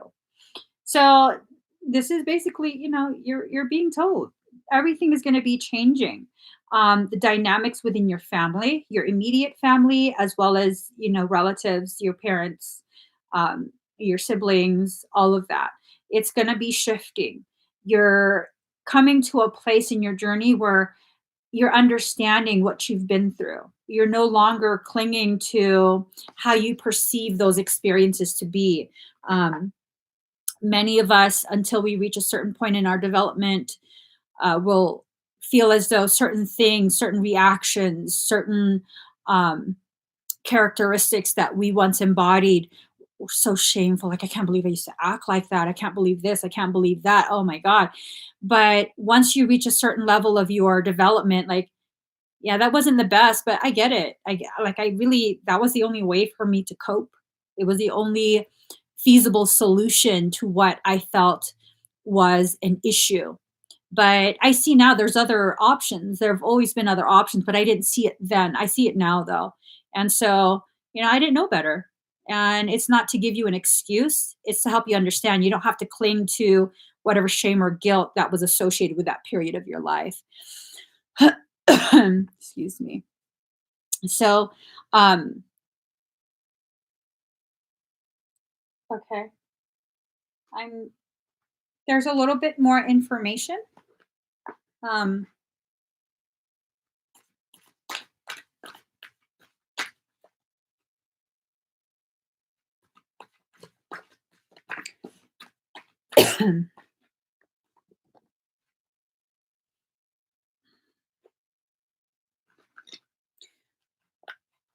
are you planning to change your career path?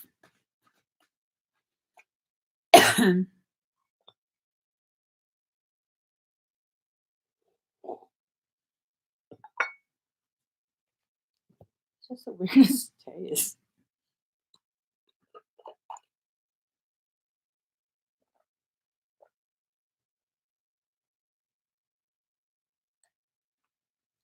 Oh my god, spilling everywhere.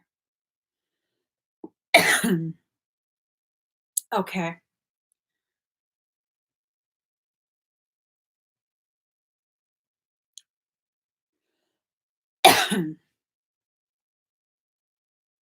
It's definitely a sense.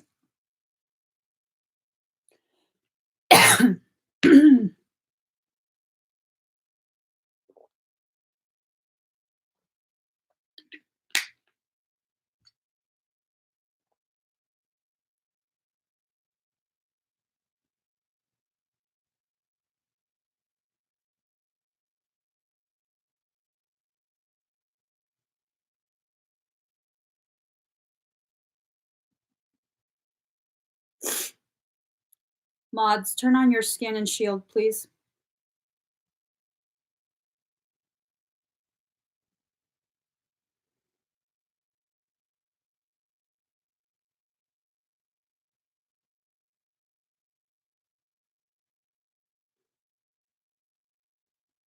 Okay.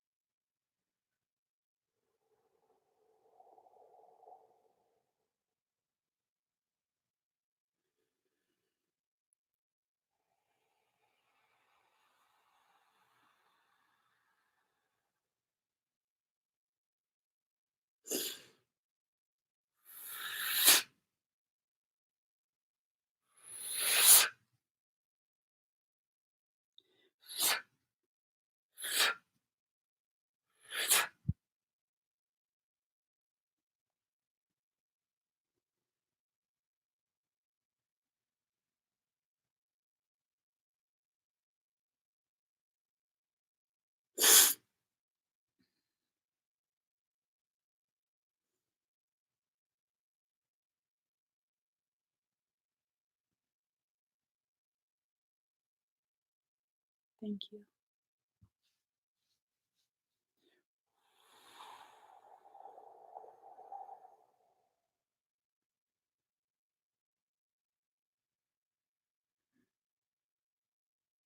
All right. Sorry about that.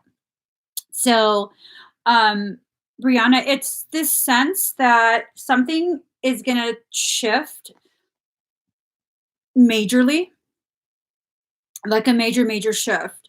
It's more than just a shift in your perception, a shift in your connections with other people. Every aspect of your life is definitely shifting. The star, brightness, hope, could bring excesses, so be careful not to become too greedy. I think there's going to be a lot of opportunity presented to you.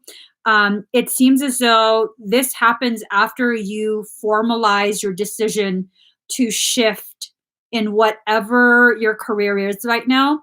I don't think it's I don't think it is in alignment with what you're needing and wanting to do with your journey. So that's just be careful, really take everything into consideration as you seems like a lot of offers are going to be coming in, money improvements, more money coming your way. Um, some of this is genuine, some of this is an attempt to entrap you. As you already know, I know your energy is very similar to mine. As you already know, not all help, not all offers come free of strings. Some of those offers are going to have strings attached. So be careful of things that are requesting, like you have to decide, hurry, hurry, hurry, hurry, hurry, hurry. No, don't fall for that. Take time to really consider things, weigh things out. Um, Needing to take time out, rest and relaxation is needed here. So before you make that shift with career, you have to make sure you give yourself time to recover physically from what you're about to go through. Okay, you know what I mean. You're going to need to rest. You're going to need to allow yourself to recover. You know, all of that. The Hierophant, marriage, government or public company, body, corporate, official building, or official situation. Um, I feel like you're going to be starting your own company. Is that something that you're considering? Starting your own company? Um,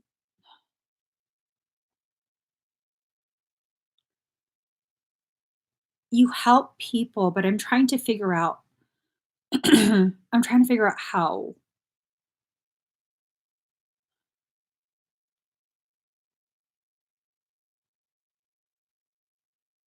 It's like one-on-one services. I don't necessarily know if it's readings. I don't think it's readings. It seems more like an official type of like you're certified in something. Not um it's not necessarily like a therapist or a counselor type. I almost want to say it's more like life coach. Have you considered becoming a life coach? Is that something you've kind of like toyed around with the idea?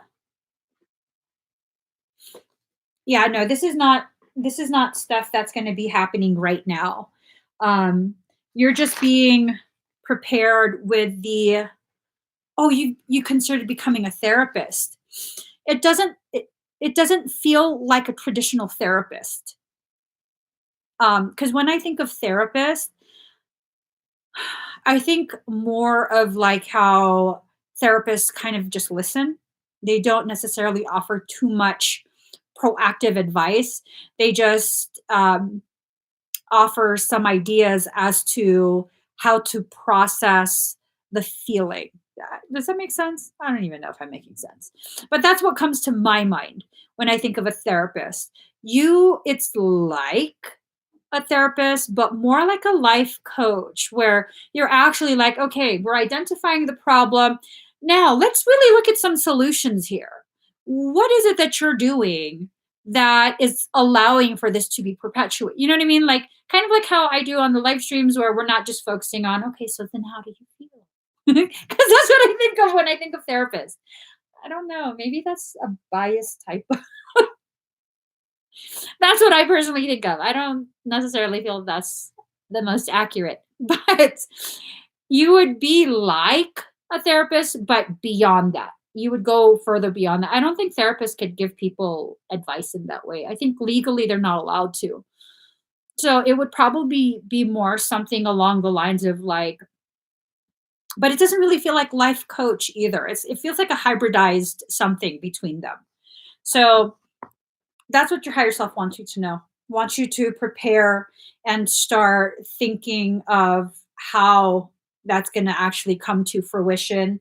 I just know that you've experienced enough, um, like enough personal circumstance, and you've grown enough that you totally are an asset to other people. Like your perspective can help them tremendously process their own life. So that's definitely something to consider, okay? Your higher self wants you to know that. Okay. One more card from the dragons, I'm told. Your higher self's chattier than usual today. She usually doesn't offer too much info. Okay, here we go. Oh, that's pretty. Rainbow dragon brings a leap of joy that opens new doors.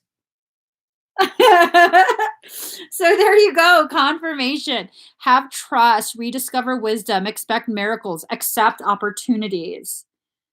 So, you do have a tendency to be a little bit more reserved and a little bit more like, okay, let me think first, which that's okay. You should still have that, but just know opportunities are going to be presented and you'll have different options that you definitely have to use discernment for. Okay. Not all the options come string free. Some of those options absolutely have strings attached. So be careful of the ones with the strings attached. Okay. Let me did I scan you already? I don't think I fully scanned you. Let me scan you right now.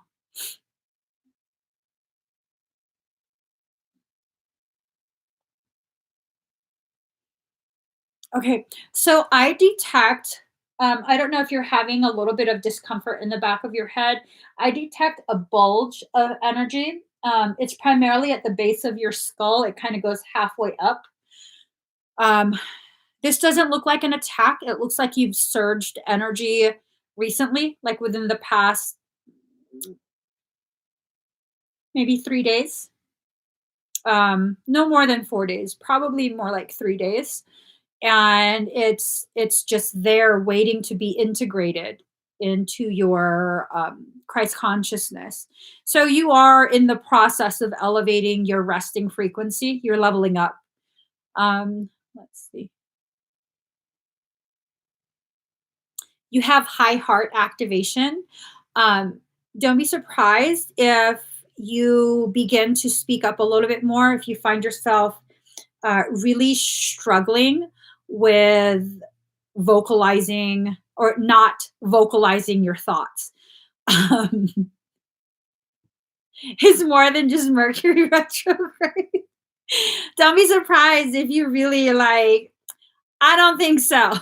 Like really speaking up and being a little extra sassy when you speak. Um, you're just done being quiet and being PC and all of that, which the people who you say whatever it is you're going to say, they needed to hear these things. They absolutely needed to hear these things. I think the first one that you're going to serve up is your sibling. I'm just like, girl, let him know. But aside from that, I do see a little bit of swelling around your feet, your ankles, your feet. Um, when are you due?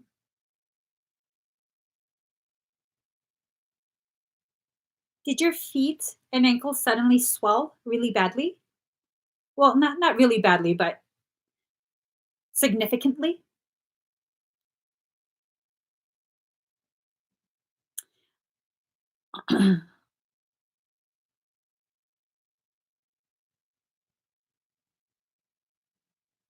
They were alre did they get worse?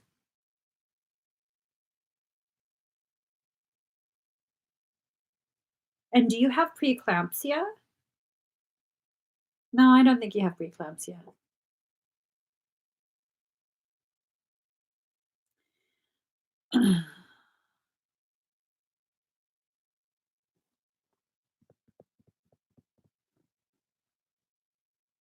I think the babies are coming soon. Um,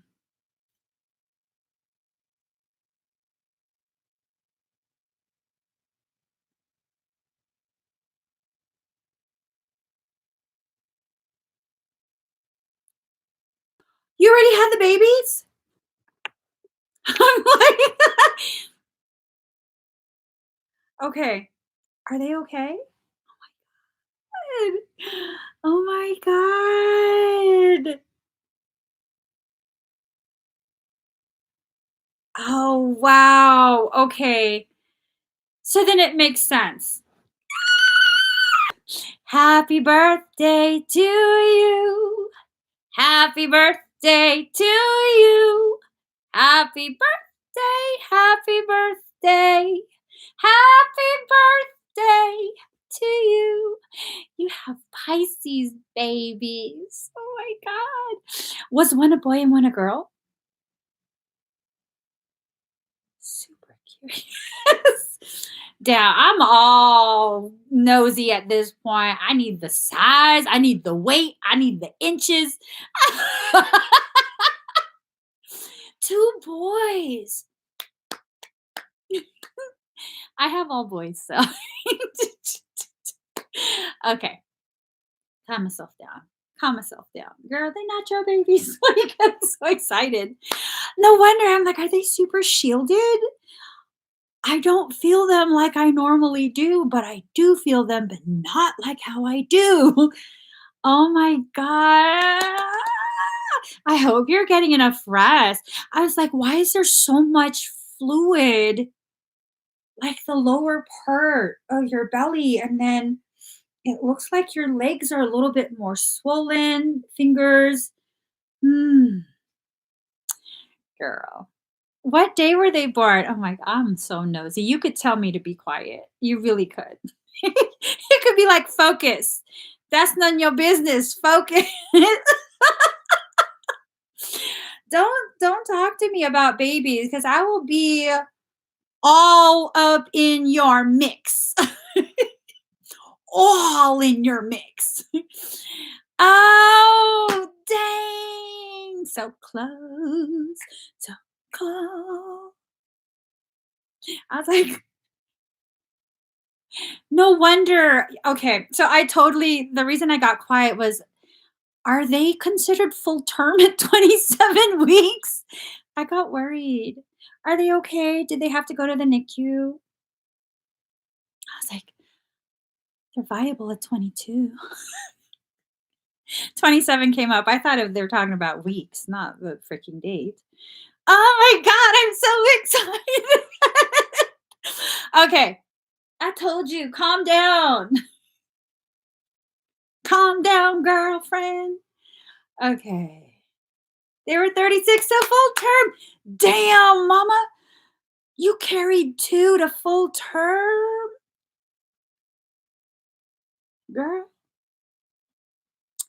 I'd be lucky if I I'm in the hospital like every other day by I don't know, week 26, 27. Like, come on, baby, you can't come out yet. Yeah, oh my gosh. Ah, and they're good sizes too. Look at you. Oh my gosh. How do you fit that much baby? Girl, you can't be that big. I don't think you are. Well, okay, let me just stop for real. So your field is looking good. That's probably why you had a surge in energy. Um, Let me see. So 3 days ago was the 26th. Was this a plan? Yes, I figured we were the same height. Girl, carrying one baby, I'm gigantic. Not gigantic, I'm gigantic. That's a whole nother level of gigantic. So on the 26th, was was this a planned C-section or was this something else? Because around the 26th, your energy spiked. I'm just curious how that translate with your life experience. I'm high risk too. It's ridiculous. Every pregnancy is like they're trying to kill me. It's like, bitches, you already know. Stop trying to kill me. It's not gonna work. Yeah, no, literally every pregnancy is like I'm gonna die, like legit die. So yeah, my mom said to me after my last child was born, "Have you learned your lesson yet? Like, how many times do you need to almost die?" I don't know, mom. Maybe one more time. um. Gotcha. Gotcha. Very interesting. Very, very interesting. Your energy spiked around the 26th. Um, Probably because you knew that you were gonna have babies by the next day. So the high heart, the Christ consciousness, full active, full active right now. I'm spitting all over the place. You got me all excited. Okay. Yeah, Larissa, I have gestational diabetes for every pregnancy too. It's ridiculous. It's I get ridiculous when I'm pregnant. And if you don't know what that means, it means because I'm diabetic and I refuse to go on medication, so it's all diet controlled, you will see me eating baby carrots with my nose in a bag of Skittles. Because I don't know if you guys know this, the carrots don't really have much of a taste. So whatever you're sniffing while you're eating carrots will taste like whatever you're smelling. So the carrots tasted like Skittles. Yeah, I'm just saying. I don't know who needs to know that, but someone does. I learned all sorts of cool things being diabetic. I actually am still diabetic. Who am I kidding? Who am I kidding? All right, guys, I'm closing out the link. Yeah, I'm still diabetic. I don't care.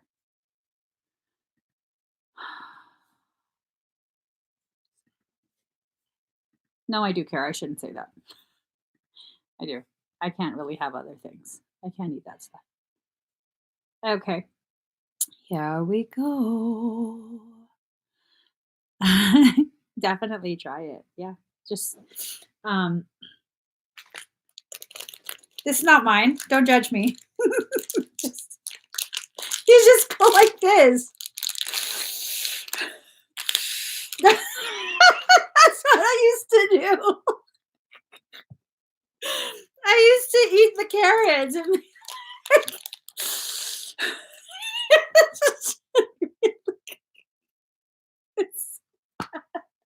I would have it in I would have it in a I would have it in a sandwich bag and it would be like I'm hyperventilating Skittles, but just on my nose. Don't mind me. That's what I used to do, but all my sugars were controlled. That's right. All of them controlled. The doctor's like, "How do you do this?" Bitch, don't ask, okay? She used to keep the chart. She had me write it down and she thought I was lying. She asked to see my fucking machine. Bitch, there. Look at it. I didn't cheat shit, okay? I did cheat. I gotta be honest, I did cheat. I figured out that I could have enough sweet stuff to make me feel a certain way, and all I had to do was walk at a brisk pace for an hour. And I would have to drink 3 bottles of water as I walk. And that would deplete my system of enough sugars. And then when I test myself, that's right, bitches, it's still good. I didn't tell her that though. You don't tell them that. Yeah. She was like, this is amazing. You're the first mom that's diabetic that didn't need like she goes, you have so much willpower. I just know how to juke you, girl. And then I would cheat. I would also I would check my sugar knowing I'm kind of low because I'm very sensitive to my glucose levels.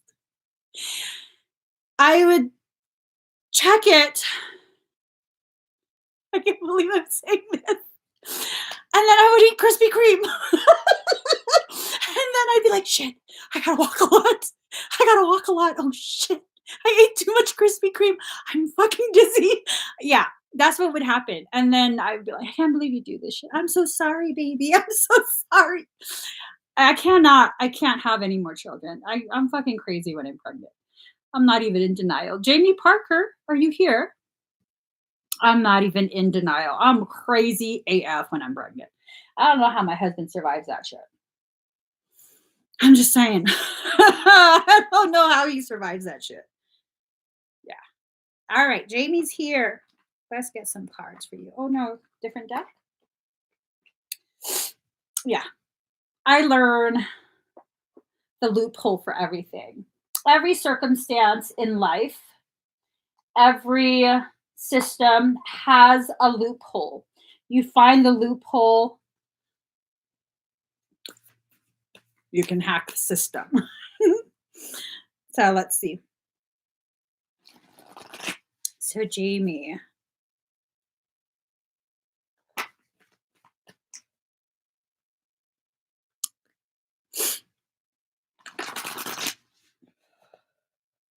One more.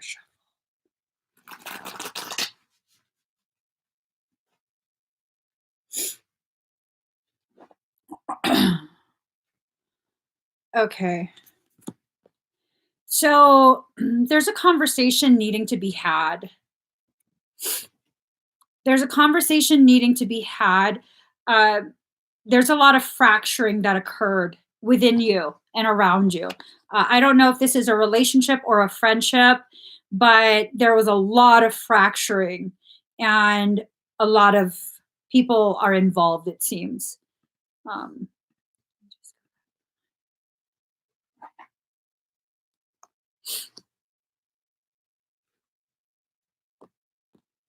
okay.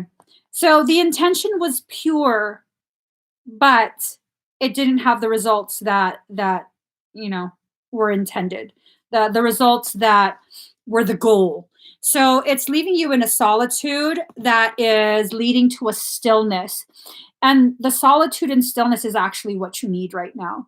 You need to allow yourself to sit in this space for a time so you can begin processing things outside of whatever this circumstance is. um, it seems like you haven't really allowed yourself to process much of the things that are needing to be processed by you. Uh,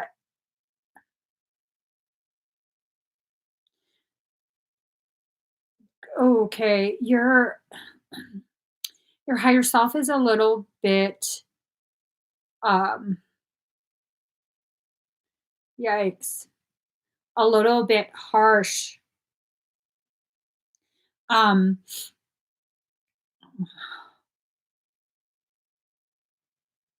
it keeps going on and on about avoidance, that you've been doing everything you can to avoid specific lessons. I don't necessarily feel like this has to do with a relationship or a friendship. I feel like this has to do with um, experiences from earlier childhood, to be honest. I'm wondering if there is a parasitic issue here. I'm really, really wondering if there's a parasitic issue because the sense that I keep being given is that You're allowing your focus to continue to be turned a different way. Like you should be looking straight ahead and something keeps turning your direction, your focus. And can you guys hear and see me?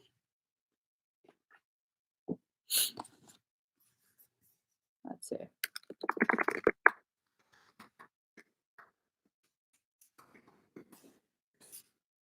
I'm good now? Okay.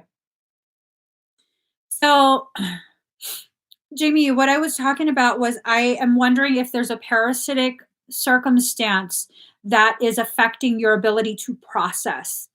Um, your higher self is being a tad harsh in its desire for you to know that it's distraction after distraction. Um, Hold on.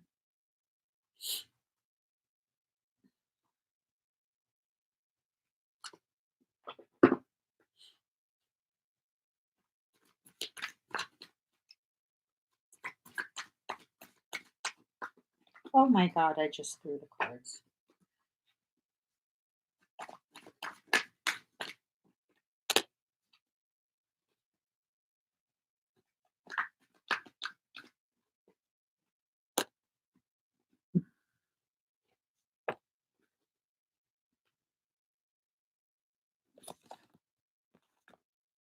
So the sense that I get is that Queen of Cups, your higher self, has tried to take a more gentler approach in its attempt to deliver messages, in its attempt to get you to understand the lessons at hand, but that hasn't worked. And so now it's trying to use a much more in your face approach.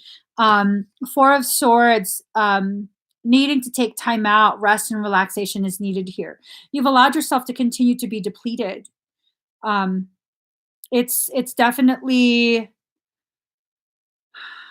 it's feeling like there's a parasitic thing going on.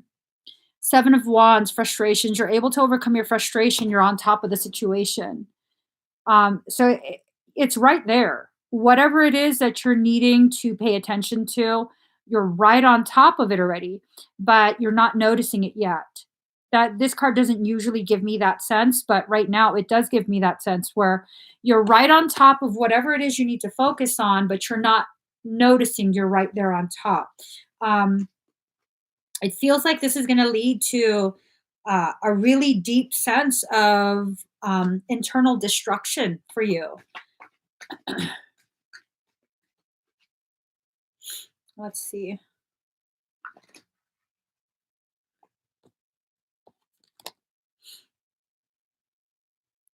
Okay, Four of Wands in reverse. Um, this about a happy home upright, not upright in upside down. It tends to be the opposite. Okay. This is really causing a lot of disharmonic interactions within your life.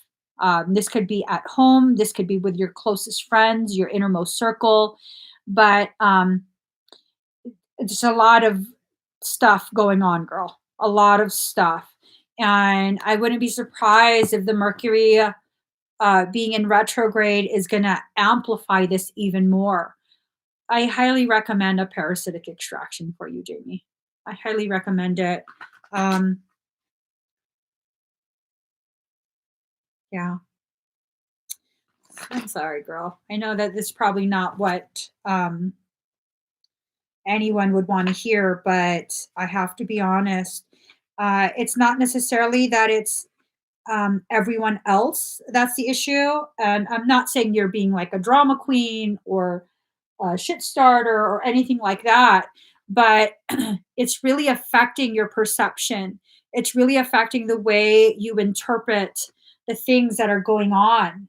Um, Even when people say something that is very benign, like a very neutral tone, I wouldn't be surprised if the way you receive it is they're like trying to cut you down, and that has a lot to do with a parasitic circumstance. A lot of really intense internal talk going on. I wouldn't be surprised if it's not you talking to yourself. It seems like it's actually mimicry. The parasite's using your voice to incept thoughts, to cause you to question people that you don't really need to question, to cause you to just like push pretty much everyone away. Hey, baby boo. You figured out how to comment? What up, bitch? Don't bother me. I'm working. All right. Okay. Just to get back on track. You're such a distraction. Jamie, I hope that helps you, okay? I really hope that helps you. Okay. Rebecca Mothershed. Yeah, and unfortunately, that's part of avoidance, Jamie. The whole I don't want to feel this. It's part of the avoidance. This is what your higher self, you have to feel it in order to understand the gravity of what you're experiencing. So, the only thing that I can really recommend is a parasitic extraction to help it. Okay. So, Rebecca, let's see. Was there something in particular that you want scanned, Rebecca?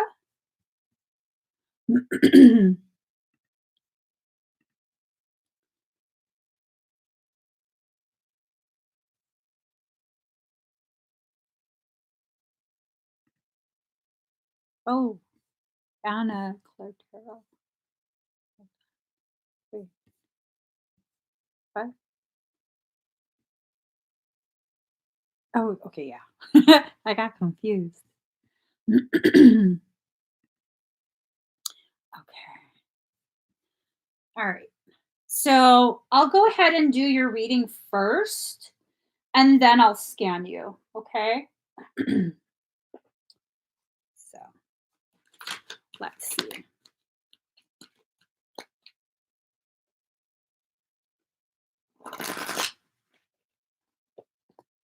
Ooh, girlfriend.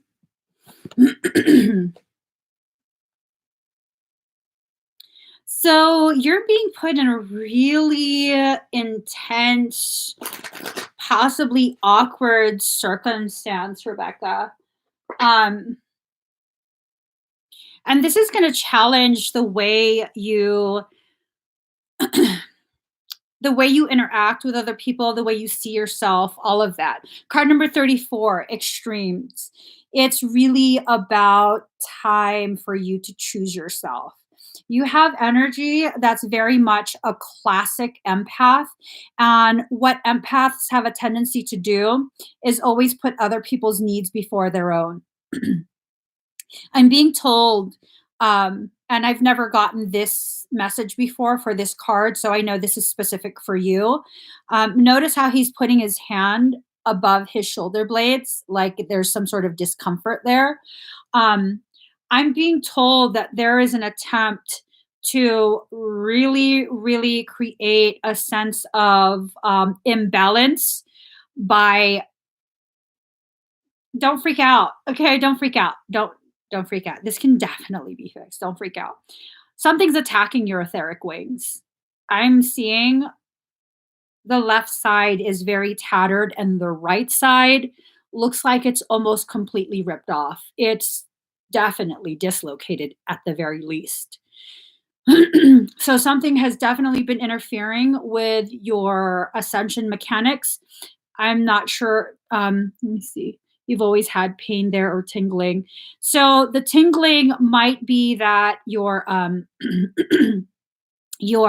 wings are having energy go through it, your etheric wings, to try and repair. This feels like it's been going on for some time. This doesn't feel new. It feels like um, I want to say between a year, 12 to 18 months that they've been really, really going hard on your wings. So, you know, card number 9, assessing. You're needing to take a step back and look at what's going on.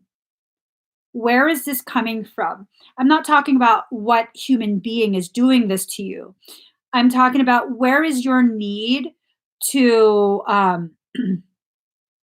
to martyr yourself coming from? Is this a programming that's running from your childhood? Is this something society has instilled? You have to identify the root causation of your decision to participate in a martyrdom type of exchange. Okay. You've allowed yourself to get depleted very very much for a prolonged period. And this is what's made it possible to do this to your etheric wings. Card number 6, self love. This is about the time where you're going to need to choose yourself. You're going to have to choose yourself first. It's not selfish. And anyone who tells you that self care, I'm not just talking about going to the spa or getting massage. I'm talking about you recognizing, okay, this person's a little too much. They ask me for help a little too much. They don't really want my help. They just want me to do it for them because that's what they prefer, not what they need. And so I'm going to have to say no. I'm going to have to not be available. So that's self care. Okay. Too much of feeling sorry for people and not choosing myself first. Right. Right. Would you allow someone else to be treated the way you've been treated? Would you be okay with that? Say you're very hungry and you feel badly for your neighbor because they look like they're hungry. Well, I don't know, kind of, maybe, I don't know, but let's go ahead and give them your food because we want to be nice, right? Would you let someone do that? My neighbor looks hungry. I know for sure I'm hungry. Would you take my food and give it to my neighbor? No. You'd be like, Emmy, no, you need to eat, right? So why are you doing that to yourself? So that's something you have to become very aware of. Hold on real quick. I'm told there's another. And that feeling sorry for people, your higher self is asking me to remind you that what you feel sorry for in someone else is actually what you are avoiding within yourself. Okay. You feel sorry for them because you know what that feeling is, but you ignore it.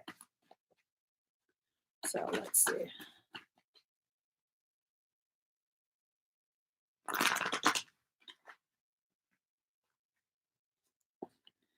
Ooh. Okay. Everything's going to change. Don't worry. Element of surprise. So, what's going to end up happening? Don't worry. You got this. Don't worry. Something's going to sideswipe you. Okay. Something's going to happen. It's very significant.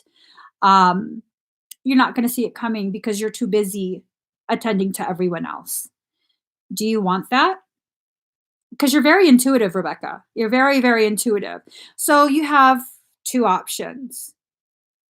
Continue what you're doing, focusing on everyone else but yourself, and get sideswiped. This will probably put you in a really bad circumstance. It feels like it has to do with money. Or you can stay in your lane. You could help when it's needed and within reason and make yourself a priority and see this coming so that you can completely avoid it. Those are your two options, and only you get to decide. And your soul is a savage. It doesn't care if, like, oh, well, I just wanted to help one more person. It doesn't care. It's going to force you to learn this lesson one way or another. And if it's going to take sideswiping you and completely disabling you for a bit, then it'll do that. Does it prefer to do that? No, it doesn't. If you leave it no choice but to do that, it absolutely will. So that's something you're deciding. Okay. Um, Queen of Swords, cold, hard, demanding authority. This is where your soul is headed. See that hand right there? She's getting ready to grab you by your hair and drag you through the bushes of your ascension field. So you're there. You're there at that point where your soul is feeling like drastic measures are needing to be taken to rectify the imbalance.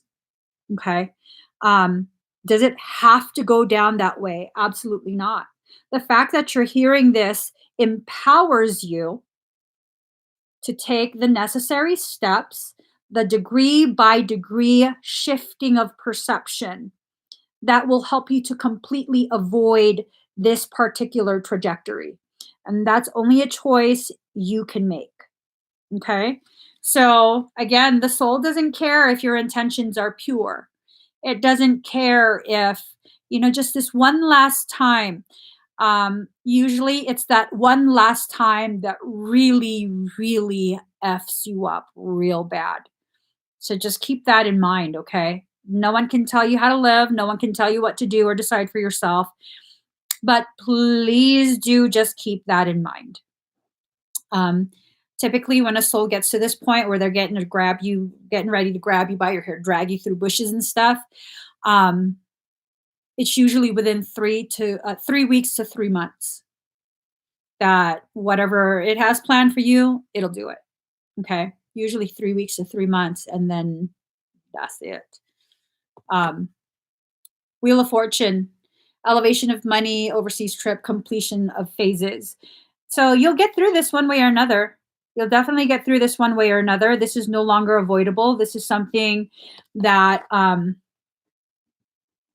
you'll get through. You'll get through it. Don't worry.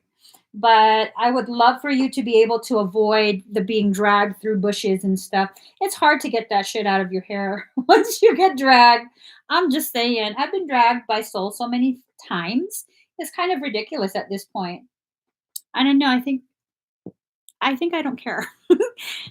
But then that's when I get dragged. When I say I don't care, go ahead and drag me. That's when I get dragged. So I don't know if you want to challenge your soul. To me, is it worth it? Not really. Because every single time I've challenged my soul and tried to be like, whatever, I'm badass. I can, no, I can't. I never win. I always lose 100% of the time. 100% of the time. I never win that type of argument with soul. So you're not going to know what it's directly related to because it's going to sideswipe you. You're not going to see it coming. That's the whole point.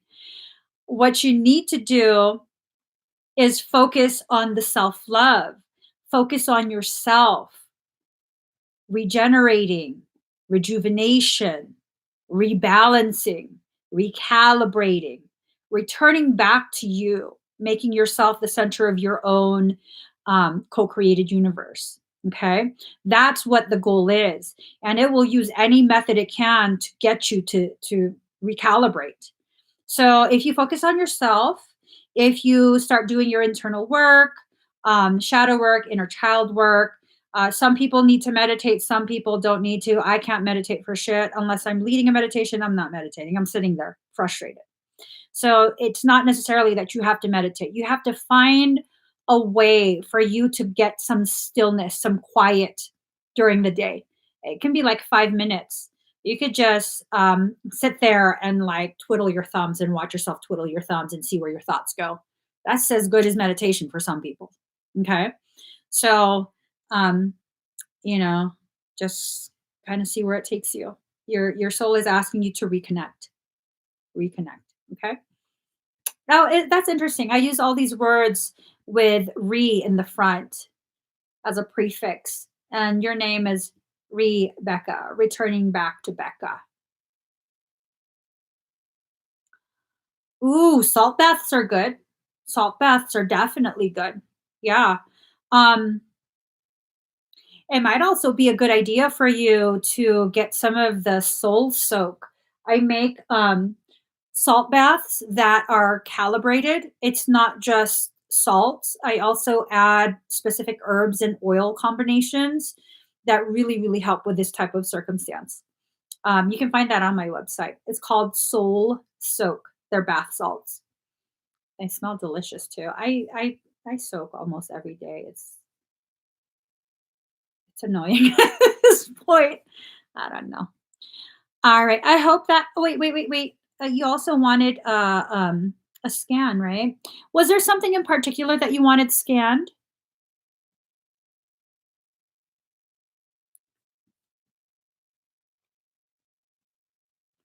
Rebecca, do you want a general scan or do you want something in particular?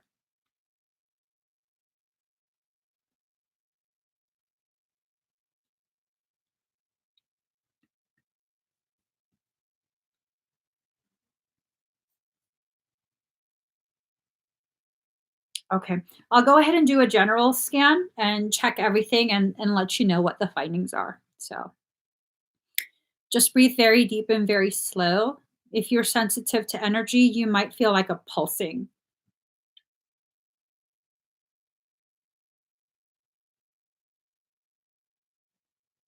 Left side base of skull, there's energetic blockage there. Also, the left side of your neck. I wouldn't be surprised if you have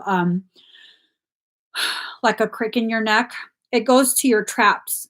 Um, you have a parasitic circumstance. There's a latching right there, as well as in back of your ear. I wouldn't be surprised if you sometimes feel a fullness in your left ear. Um,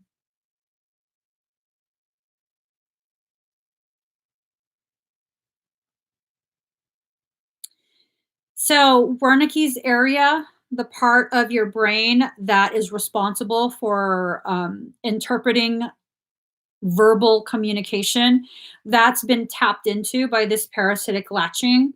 That will definitely distort how you receive information.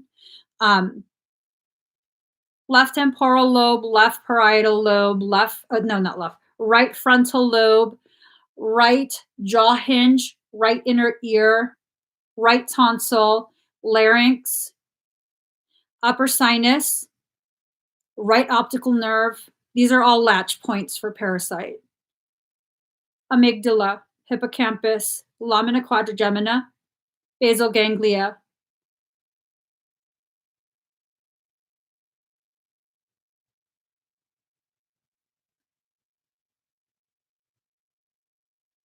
Both left and right shoulder blades,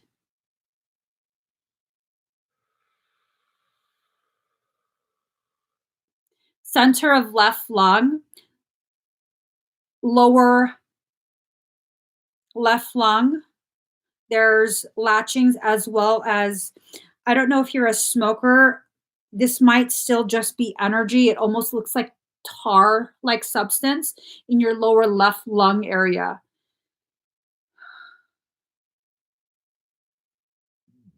Excuse me. Both your adrenal glands, renal cortex of the left kidney,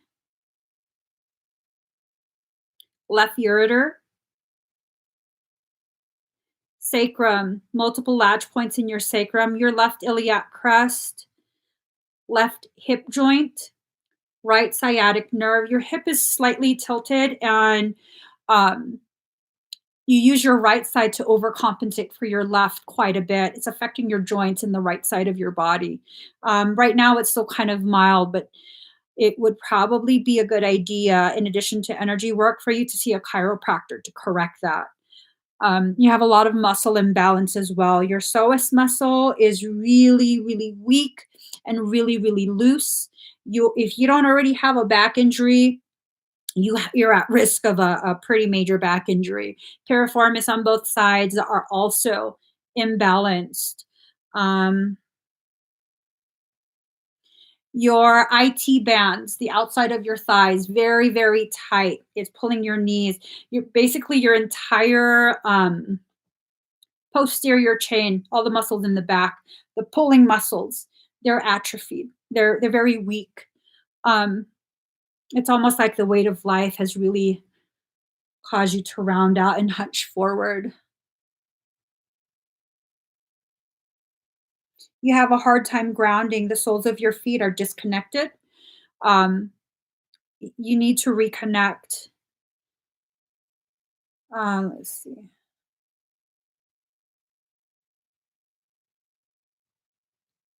You have a lot of latchings in the chest, pectoralis major and minor, all throughout the chest, under the pectorals as well.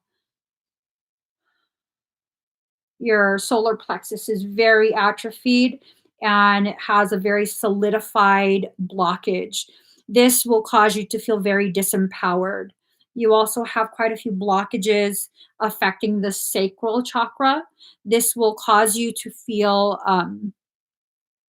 almost like a very quiet competition towards other females, but then at the same time, um, feel very like you don't compare. You're not as pretty, you're not as skinny, like all these things that females have a tendency to worry about when they're comparing with other females. Um, your root chakra is it's a very dense blockage in the root. I wouldn't be surprised if you've begun or have been diagnosed with fibromyalgia. You have extensive chakra blowout. With fibromyalgia, chakra blowout, um, so what happens in an organic ascension cycle, you accrete massive amounts of very high frequency. And this is what causes you to surge and level up in dimensional level of frequency, right? So if you're in an organic ascension cycle and you're surging energy unconsciously, um, and there's blockages in the chakra um, channel in the chakras themselves, especially with the root, the energy comes down from the crown. It'll pound on the root and ricochet back up. And that energy is really intense. And so the root's blown out and the bottom back of your sacral is blown out, as well as the bottom of your solar plexus. Okay. Your heart space has a lot of walls around it. A lot of people have taken advantage of your kindness. A lot of people have taken advantage. So you've built a lot of walls and it makes you feel very afraid because you're very, very good at building walls. And so what ends up happening, you feel very isolated and very alone. And this is what causes you to overcompensate even more and extend yourself even more. That's why it's such a vicious cycle that you're in. You know, such a vicious cycle that you're in. The more you try and protect yourself, the more alone you feel, and the more you overcompensate. The more walls you build, the more you overcompensate, and so it's just been a spiral that you've been in. Um, at this point, like with all the corrections that are needing to be made, honestly, Rebecca, that's going to be a shit ton of money. Okay. I think the best use of your time and funds would be a mentorship. In a mentorship, it's a private mentorship, it's one on one time with me. Even for just the basic mentorship, you get 2 sessions. The first session is usually around 2 hours long, and we look at all of your energetic systems. Not only do we do that, we correct all the findings, and I custom tailor a manual for you to follow to maintain the corrections that I perform for you that day. And then we meet again about 3 weeks later, usually around 3 to 4 weeks later. And we go ahead and look at the progress you've made, and we make adjustments to the recommended exercises to maintain this. Um, it's time for you to empower yourself. It's really time. I don't feel like it's a good use of your time, your energy, or your funds to simply correct this. I want you to have the tools to maintain this work. You have so much to offer other people, and you're in such a spiral that it's become difficult for you to get yourself out of it. And that's okay. Sometimes that happens. It's not a sign of weakness. It's just a sign that it's time for you to ask for help, to reach out and let someone who knows how to correct these things assist you in the correction. Okay? This can definitely be corrected. It can absolutely be corrected, but it's going to take a lot of time and effort on your end. You're going to have to invest in yourself, not just financially, but also energetically, mentally, emotionally. You're going to have to be willing to make yourself the priority. And I think that's the problem, to be honest. I think that's a root causation of much of what you're struggling through right now. You haven't made yourself a priority. Um, it looks like ever in your life. That makes me really sad. I think one time you made yourself a priority and then you beat yourself up over it after when you realized you felt so selfish and it wasn't selfish at all. It wasn't. Okay. You need to make yourself a priority. You really do. It's going to start affecting your health at this point. If it hasn't already, it's going to start affecting your health really badly. Um, yeah, you have to do what's right for you. You have to. You really, really do. You actually have way more ability than you realize. It's because you're so depleted that you're not able to tap into what you can really do. So you need to make yourself a priority. Whether you book with me or not, it's irrelevant. I can help, but what's important is that you choose yourself first. And however you choose to make yourself a priority, I support that. Whether it's booking with me or not, is to me, it's irrelevant. What I want you to focus on is making sure you're investing more of your time and energy into yourself versus people who prefer. They go to you because they prefer that you do it for them. It's out of convenience, not out of true need. Most of the people that you're helping, you're not helping them, you're enabling their parasitic behavior. They're just taking because they can. Okay. And that's not the nicest thing to say, but you need to hear the truth. um, Quite a few of these people that make you think they need you, they don't. They don't. um, yeah, email me, contact at emmyevolving.com, or you can go to my website. All of my services that I offer to the general public is on my website, emmyevolving.com. What I was recommending is a private mentorship. I think it's under classes. Okay. So I hope that helps you, Rebecca. I really, really do. It's time for you to have more balance in your life. And if you can't meditate, that's fine. I can't meditate either. Doesn't make you any less spiritual. I'm just telling you, it doesn't make you any less spiritual than people who can. So let's see. Next we have, hey, bridging the realm.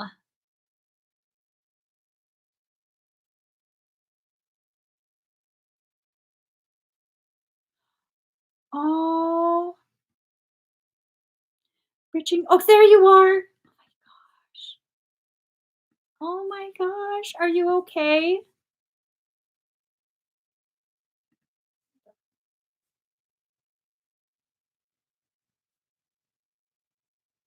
Uh-oh. What the heck just happened? Hold on, guys. Sorry. My laptop has decided to act a fool. What? No, stop. Please, please don't do this crazy stuff, laptop. Please don't. Um, Let me just make sure. Okay, perfect. Perfecto. Pour some sugar on me. Okay. All right. I'm so sorry you're going through whatever you're going through. Ah, you're doing shadow work. Yeah. There's a very common misconception that when you do shadow work, you're supposed to feel better and lighter and more powerful and balanced and, all that beautiful stuff. That comes after. When you're in the midst of shadow work, it gets real thick, real dense, really intense, and very difficult. It gets very, very dark, especially when you do the shadow work in an efficient way, in a very efficient way. So, yeah, you tap into things that are real, viscerally felt. I feel like I've made all the wrong choices. I'm finding it hard to forget. So, first, there's nothing to forgive. Every decision you make, there is no wrong choice. It just leads you further down your path. Okay. It just seems like it's a wrong choice because it's not producing the results that you're expecting. So, is the decision wrong or is the expectation misaligned? That's where you have to really sit and think. Was it really a wrong decision? Was it really the wrong path? Or was it just a misaligned expectation? And usually, what people find is their expectation was what was the issue. Okay. I'm going to go ahead and begin your energy work. Um, Pour some sugar on me in the name of love. Pour some. Cousin, you still on this live? Trifling us. She texted me. Okay, let me just get a song.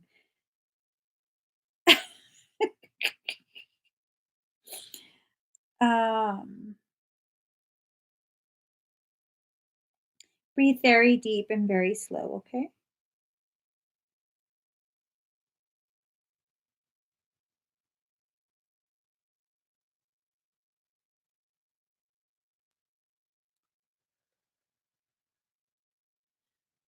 Desi, you might begin to feel very emotional, okay?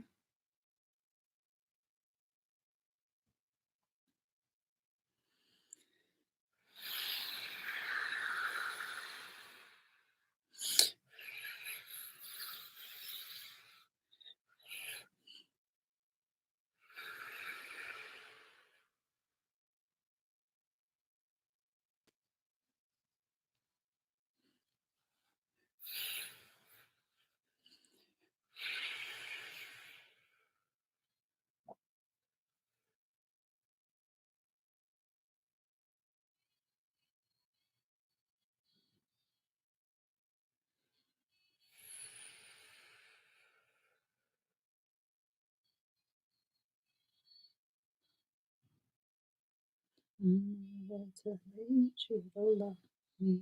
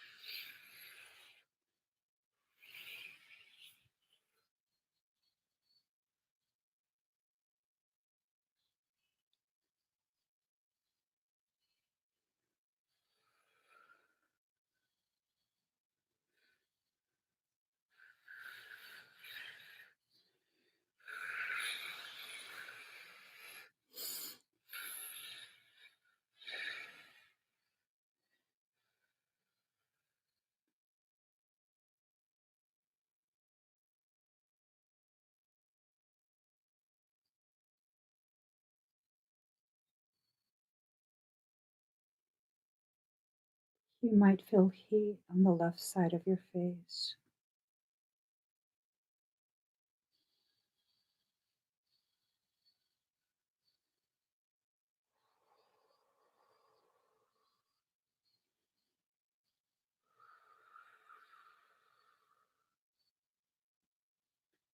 Warmth on your upper chest.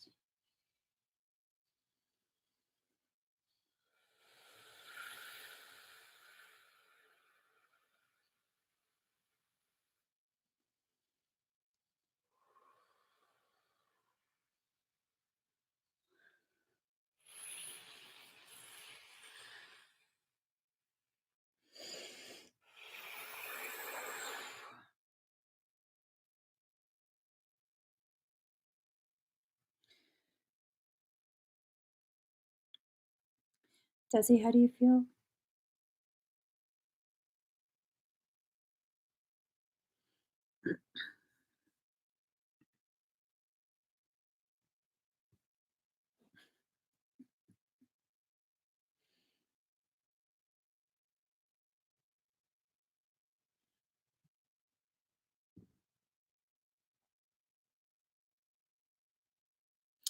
Okay. So there's a little bit of a finding. Okay. Um,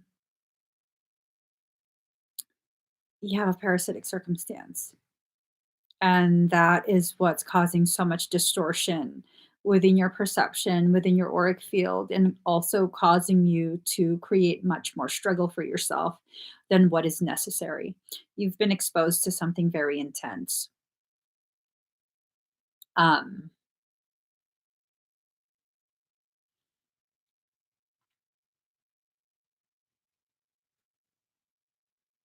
you have to be, how would I?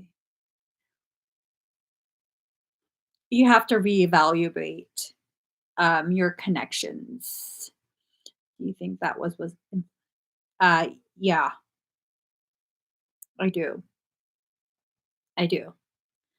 Um, I think that's why it's so difficult for you to come to terms with some of the behaviors, some of the things that have been said that you're probably like, why the hell did I do that? Why the hell did I say that? That's so not even like me. Like, I don't even understand why I'm acting this way. Who am I becoming?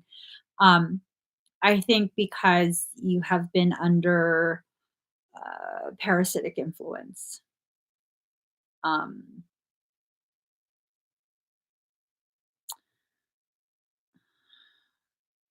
I really don't want to say that.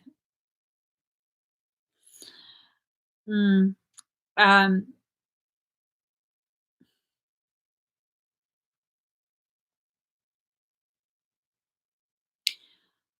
I'll just go ahead and let you know I recommend an extraction. Um, it's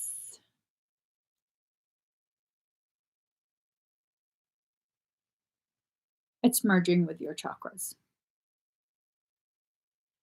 So this is not a regular parasitic issue. This is a very intense one.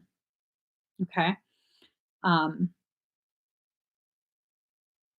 this is a kind of parasite that will completely sever your connection with your higher self. If you've noticed that your intuition has been more and more off, like you can't really trust yourself, you can't really, rely on it seems like it's been there for some time. It seems like it's been there for some time. Um, yeah. So, if an extraction resonates with you, you can find that on my website. Um, man, I'm real sorry that you're going through this. It's something that can definitely be corrected still. Um, don't blame yourself. There's no need for blame. There is absolutely no need for blame. Not blaming yourself, not blaming someone else. When you know better, you then have the option to do better, choose better. So there's no need for blame. Now you're aware of what's going on. Now it's going to start making sense why you've been saying and doing things that aren't really like you. Is this the retrograde? But it's been going on for some time now. What am I doing? Who am I becoming? Well, because that's not really you, You're being influenced by something else. And now you're aware, so it's going to be harder for it to influence you, but at the same time, it needs to be removed, okay? It definitely needs to be removed. Uh, all right. You're welcome. You're welcome. So let's see. Um, Kim Murray. Kim.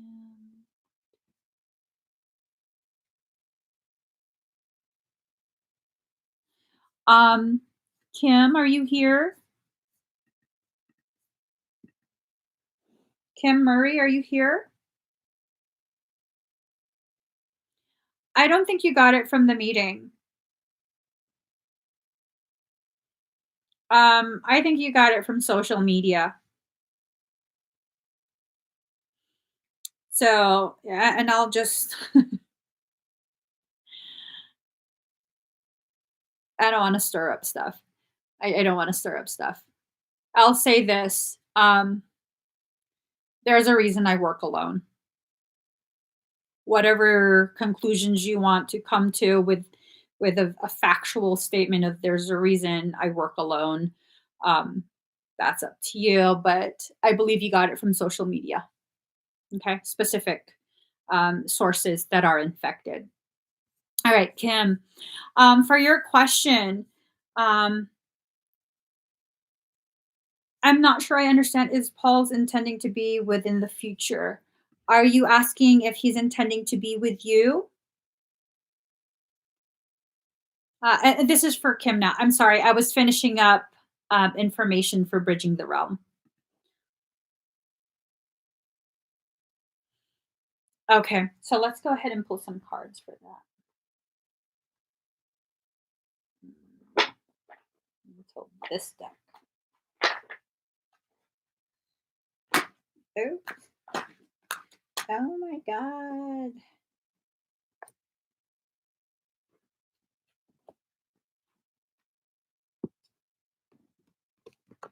Okay.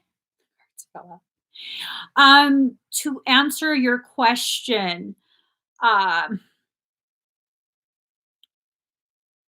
so when we're trying to, oh no, it's okay, Kim, it's okay.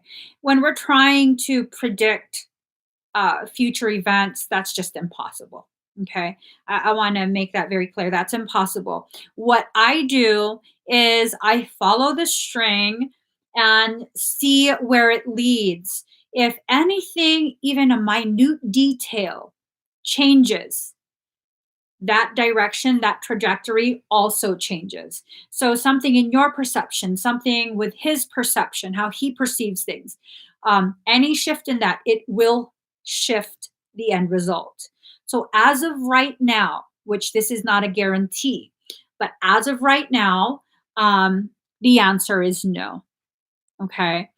Um, so, it's more about his intentions. So, his intention is to preserve himself. He has connection issues. He absolutely does. Um, the adult human that he is a hollow shell of who he used to be. That's like a really harsh thing to say, but I have to be truthful. It has to do with inner child work. He's protecting himself. Um, oh, okay. Hmm. So I'll give you the message as your soul says it to me, but I'm also going to tell you something really harsh after that. Okay. You connect with him in a way that makes him very uncomfortable because you can see past all his illusions and stuff. It's a deep connection. With saying that, I also have to tell you, you have to be very careful that you don't use that information that I just said regarding your deep connection as an excuse to allow him to treat you badly, to hold on to something that doesn't want to stay. Okay. Um, if you do that, if you try and force this, it's going to end really badly. It's going to end really badly, and you're going to get the shortest end of the nub of the stick. Okay. It is a deep connection, but regardless of the deep connection, if someone doesn't want to allow it, it's not going to happen because of the laws of sovereignty. If he is not ready or able to accept the depth of love that you are capable of giving, you trying to make him receive it is the equivalent of trying to force a horse to drink water. You're going to end up drowning him. You're going to end up drowning him. It's going to ruin the connection that you have. Um, Honestly, he prefers to keep it surface level. Okay. He's just not comfortable with connecting with people. That's where he is in life. It's not that he's a bad person.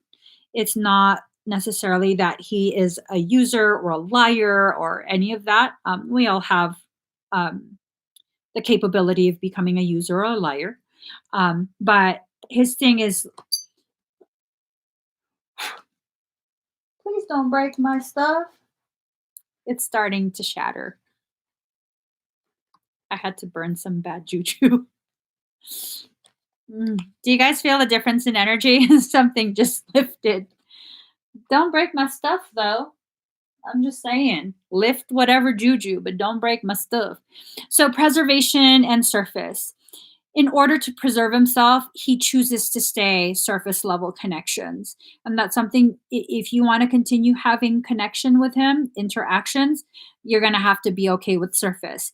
If you want something more than surface, you're going to have to walk away because he's not willing. Okay.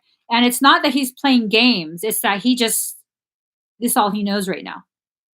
His mind hasn't really progressed beyond a certain level of maturity.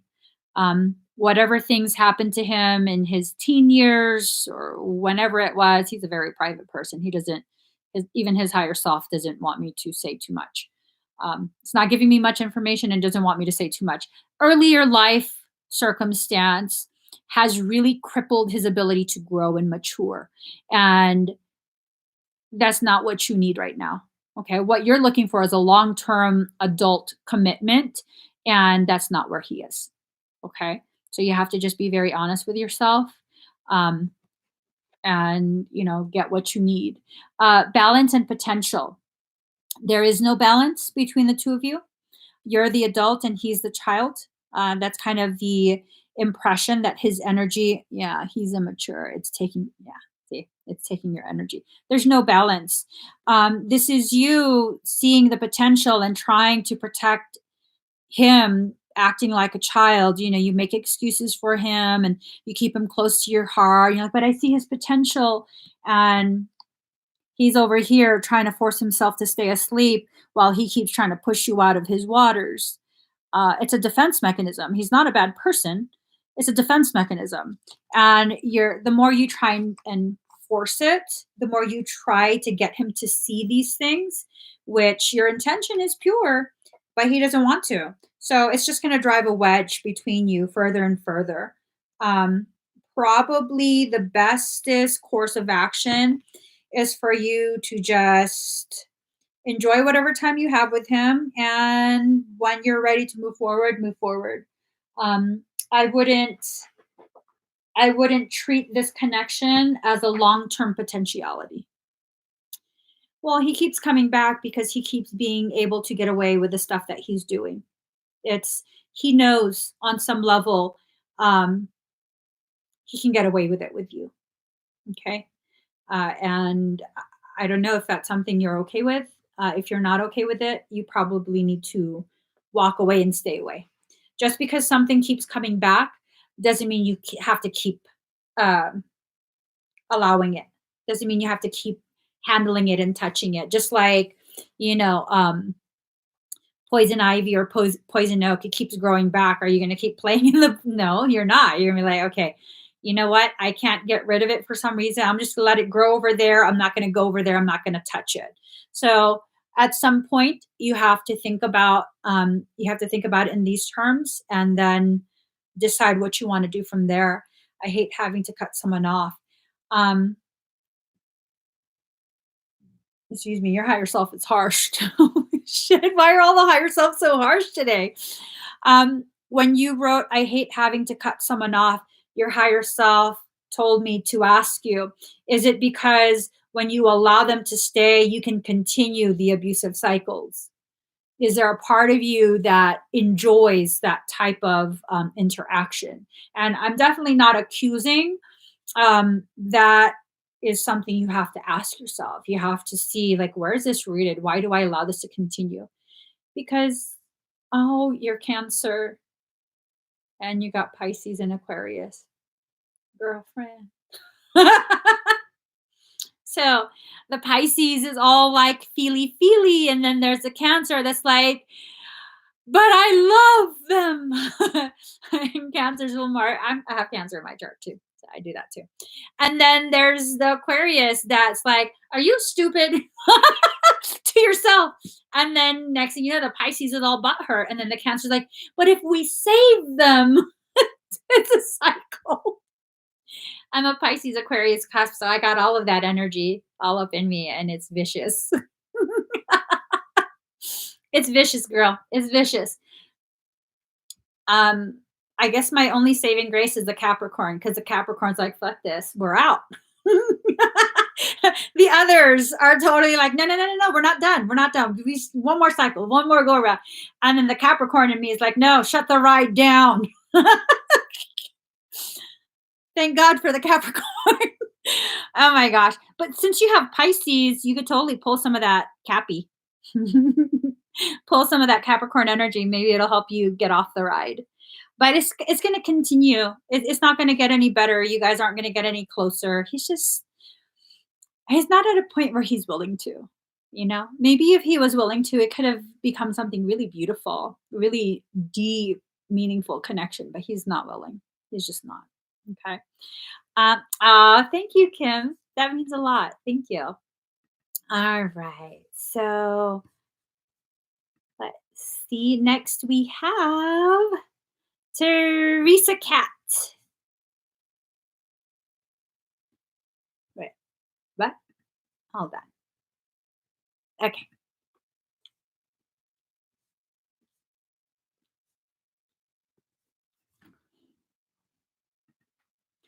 Teresa Cat, are you here? T Cat. Oh, she has a delay. Um,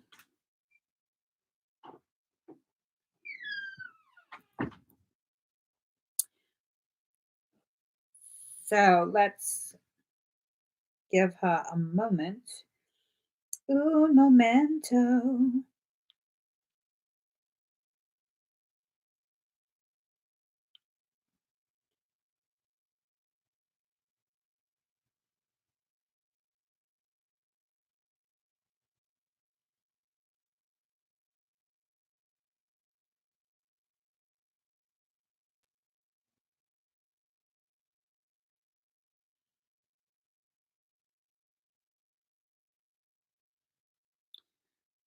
Um, Indigo, are you T Cat?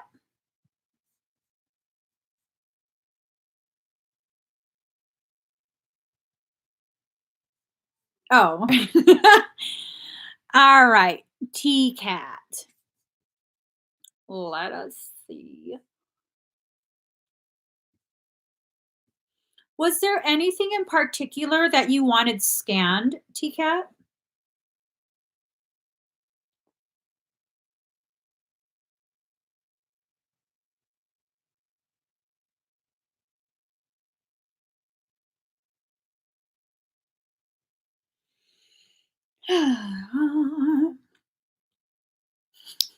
You almost got me, Indigo. I was like, T Cat, you changed your profile. She said, I'm here. Well, thank you for showing up.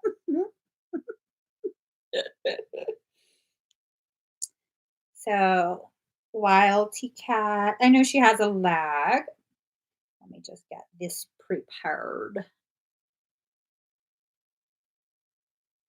T Cat, I'm going to go ahead and do a general scan, okay?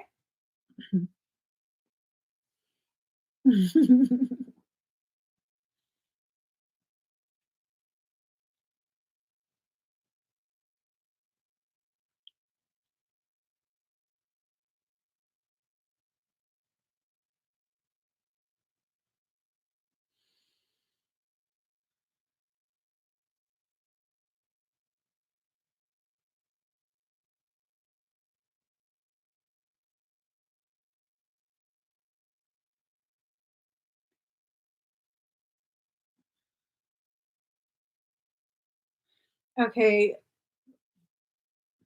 this is a little bit odd.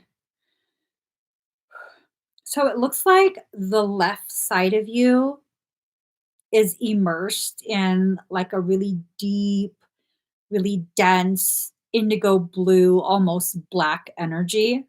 Um, and that's not the odd part. The odd part is it looks like you have a straight butcher's knife embedded in your back just above your left shoulder blade.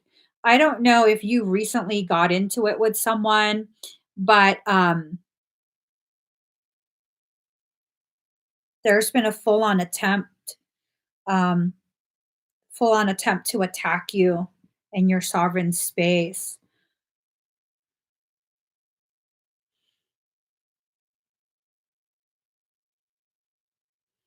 There's also what looks to be like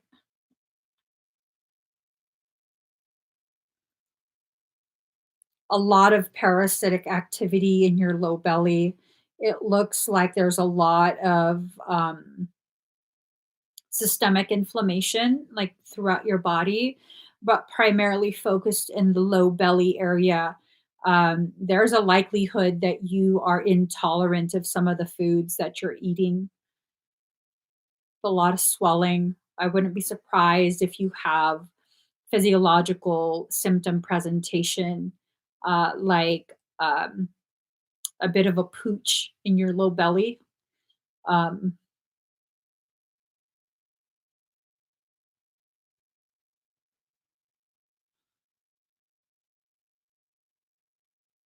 you don't have jaundice, do you?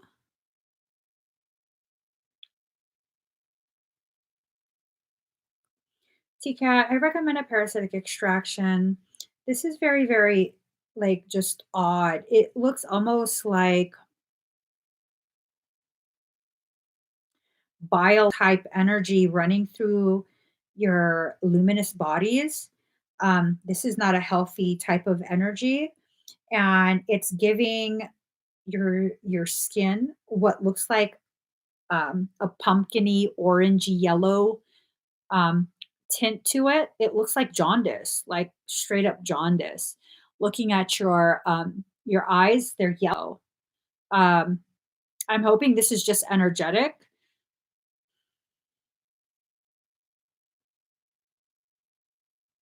So jaundice, bile issues, those tend to be rooted in the liver imbalances. The emotion that the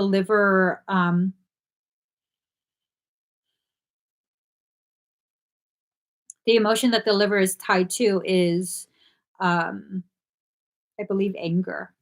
If you find yourself angry and you can't let that anger go, and it doesn't have to be like a tantrum type anger where you're throwing things or any of that.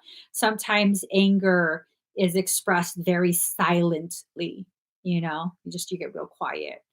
Um, you're gonna have to work on that, okay?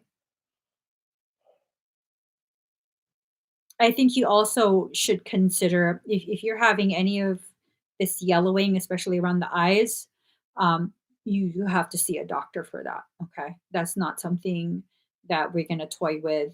Let's do energy work. No, that's a very real, could become a very serious type of condition.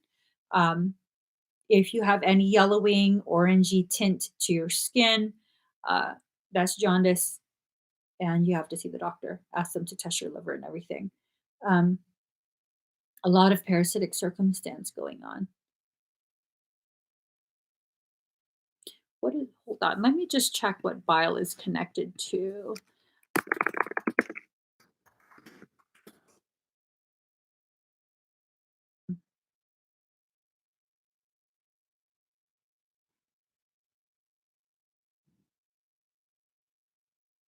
Um,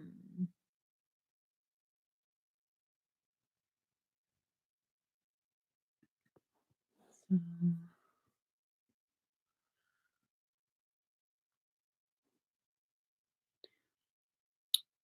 there is some compromised energy in the hepatic artery, but that doesn't seem like the main issue.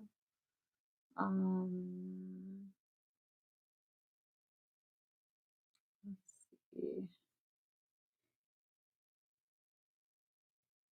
See, I'm over here trying to find the spiritual significance of bile, and I come across bile receptors TGR5 and FXR help to regulate carbohydrate metabolism and the inflammatory response. You have systemic inflammation that I'm detecting. Carbohydrates typically are starchy foods, which what I was thinking you might be reactive to would be all grains, which are carbohydrates, and potato, which is a nightshade. Um, you might want to look into that. But gosh,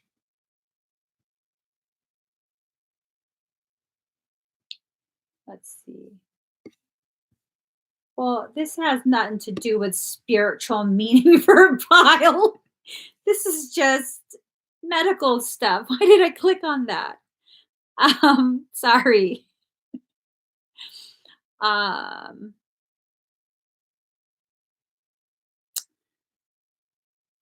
okay. It governs decision making and planning. Okay.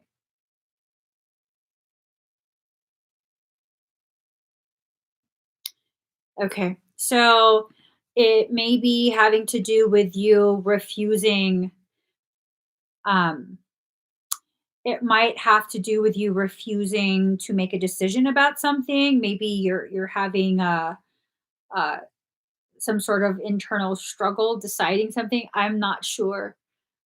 This is all coming up energetically. So if you do have physical symptoms of something that I'm mentioning, definitely get checked by the doctor. If not, then it's still energetic. If you address the emotions that are connected to the organs, excuse me, then that can definitely help a lot. Okay, that can help you a lot.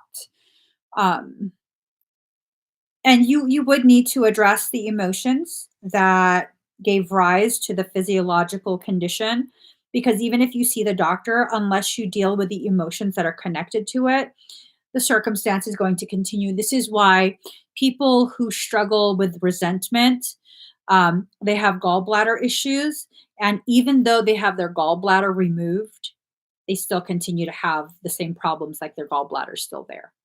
So, definitely needing to take some time to process emotions, the roots of those emotions, all of that. Okay. So let's see. And let's go ahead and do your Mercurial Merkaba stuff. Excuse me. Breathe very deep and very slow, okay? Um, oh, good. So you don't have digestion issues yet. Perfect. If you deal with the emotional stuff, and when I say emotional stuff, it's not necessarily like out of control crying and, worst case scenario. Some of us are just more sensitive to the effects, the energetic effects of our emotions. And so these things come up. So let's see.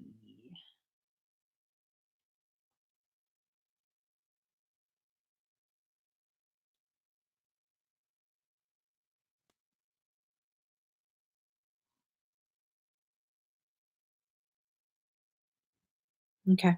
Breathe deep and slow.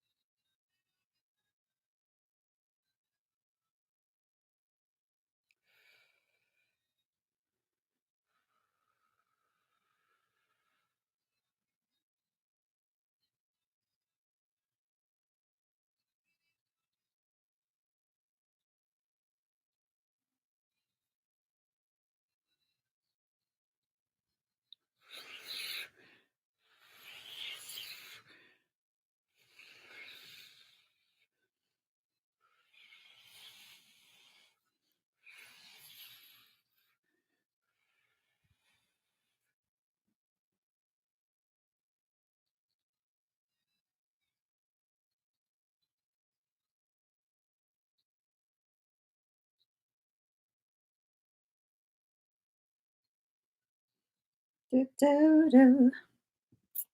Do, do, do, do, do, do. Um, mm, hmm, okay. So, how do you feel, Kat?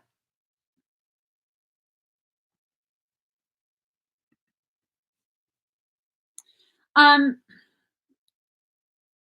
with that butcher knife, you can't exactly just pull it out because when I was looking at it, the tip splits. It looks like a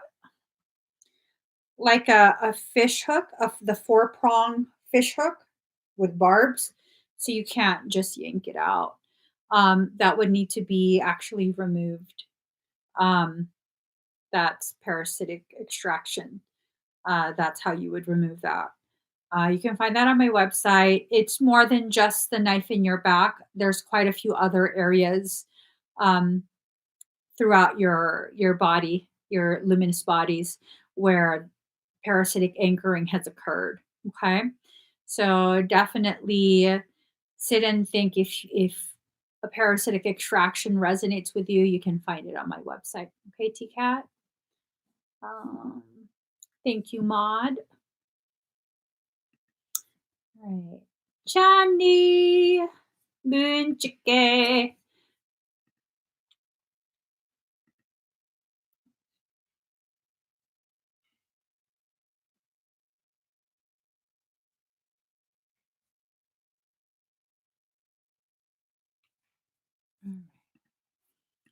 Chicky, are you here? Chicky, chicky. I was thinking of cutting my hair up to here, cutting that much off, like the dead parts, anyways. I don't really fix my hair, anyways, right? Just cut it right here. She's here. Did you guys hear Daddy? He's yelling downstairs. She's here. Condensed clear tarot. Mark that. All right, chicka chicka. Let's see what your soul wants you to know.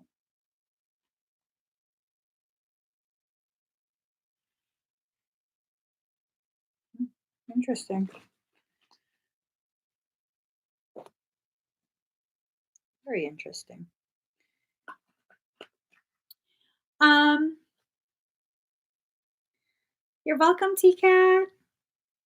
Sorry you have such a long lag.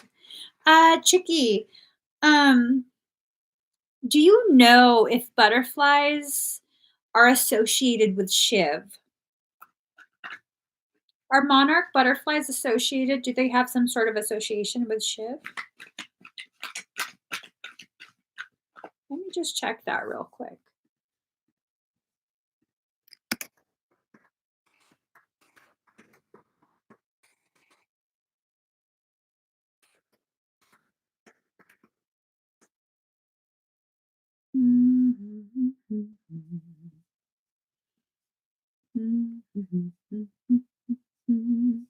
None of this info works.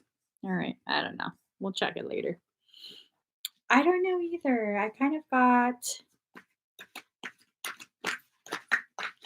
for some reason, I kind of got some of that Shiv energy in this card. I'll show you. Oh, well, look at you. That's your card, too. All right, here it goes. Is there another card coming out? Okay, today's my first time using this deck, so I haven't even really seen all the cards yet. Mm. Okay. Okay. This is your deck, boo. This is your deck. So here we go, Chicky.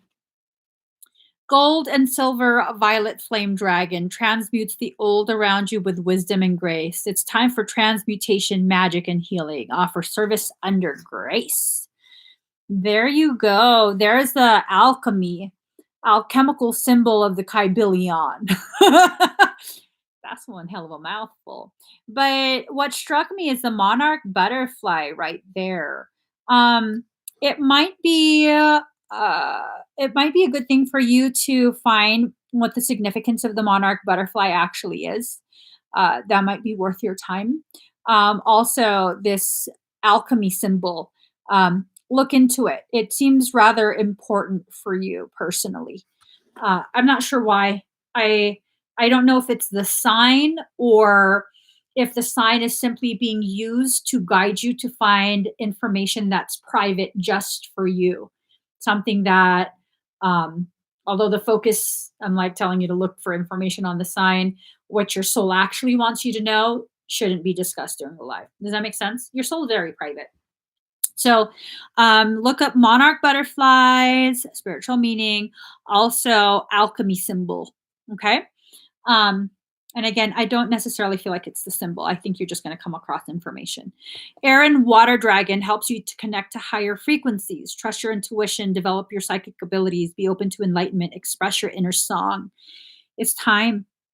It's time, my lovely, for you to jump out of the water. You've been hiding in your water. You've been hiding in your water. Your soul's telling you it's time.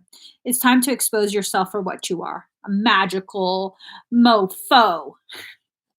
Deep blue dragon. Oh, I thought you was black. I didn't know.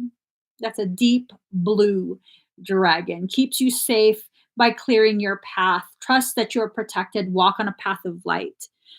See what I'm saying? See what I'm saying? My husband got it for me for my birthday, and he's fucking amazing. I didn't even ask him to.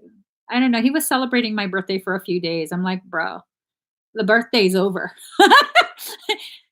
Why do you keep telling me happy birthday? It's done. It's been 2 days. He's amazing. I don't celebrate birthdays. I celebrate theirs, not mine. Anyways, deep blue dragon keeps you safe by clearing your path. It seems like, you know, there's a lot of things that might feel questionable, but you're definitely being kept safe. That's something you already know. And this is just giving you the confirmation. Sometimes, even though we know we're protected heavily, it's good to just have a little reminder, an external validation that, yeah, I'm not just full of myself thinking I'm heavily protected. No, I really am heavily protected. So Lilac Fire Dragon transmutes through the power of divine love. Open up to transcendent love and enlightenment. Purity of heart brings peace, hope, and joy. So you're transforming. Okay. You're transforming. Ooh, are those sakura? Hmm. That looks like sakura. Sakura. I don't know why I just said it like that. That was the most obnoxious shit that's come out of my mouth tonight. Sakura. um, that's Japanese cherry blossom. Oh, I'm just, yeah, the cherry blossom. Sakura. So I'm told I need to give you a couple more cards. So the sakura blossoms, the cherry blossoms are heavily important. They tie in with Kuan Yin. They tie in with what's her name, Pavarti, Shiv's wife, the nice version of Shiv's wife, not Kali. That's her in tantrum mode, not her. It ties in with them somehow. I don't know how I know this. I just know that it does. Yeah, Pavarti, right? That's Parvati. Did I add an extra R in there? I don't know, girl. I don't know. Sometimes I get a little greedy with the letters and I start adding letters into things. Extra letters that really are unnecessary. So let's get you a couple cards. I wonder what this is about. I can't deny it. I'm a mother rider. You don't want to F with me. Okay, let's see. girl, things are about to get real crunk. Things are about to get real crunk for you. Okay, no, I'm joking. Four of Swords, sickness, bed illness, needing to take time out, rest, and relaxation is needed here. If you are planning things, if you're putting things into action right now, like setting the groundwork for any plans that you have for the near future, pause. Pause. I say pause because the Mercury retrograde, I don't know how it's affected you thus far, but I think it's about to body slam into you like a mosh pit, like a 1990s emo mosh pit. Um, I think you need a little pause. Not cancel the plans, but hold off on finalizing plans for whatever you're planning for a little bit. Okay. See when retrograde ends. I feel like it's gonna affect you more than other people, and it's affected other people pretty intensely. I feel like there's been a delay in you receiving the full gravity of how it's gonna affect you. Um, do you still have the luminous ceremony candle? The hot pink?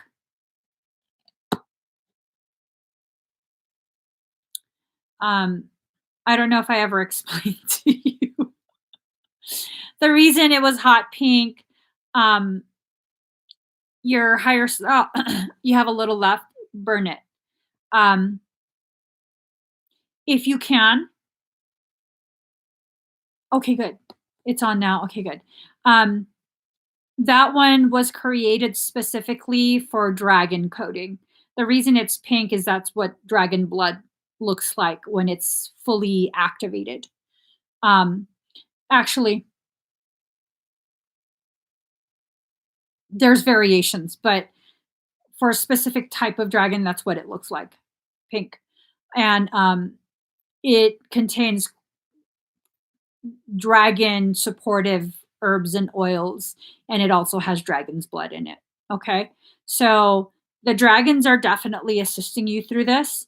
And just make sure that you're doing whatever you feel is appropriate, energy work wise. Okay. An important letter is coming.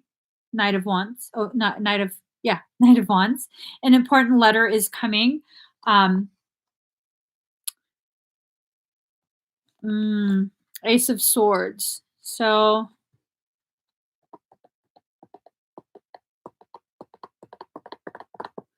I think you were waiting on word about something, like you're feeling exhausted, depleted, like frustrated, things that you've been working on might not be panning out, not full like failure or anything like that, but it's like, why is this more difficult than what I'm used to? Um, Yeah, you should go ahead, Tamid, you should go ahead and call Miss Cleo. Ace of Swords. So with this, you were waiting for an important letter to kind of help with your feeling about some sort of perceived failure or setback or something. Um, you got the letter, but it's a double-edged sword. It's a hollow victory.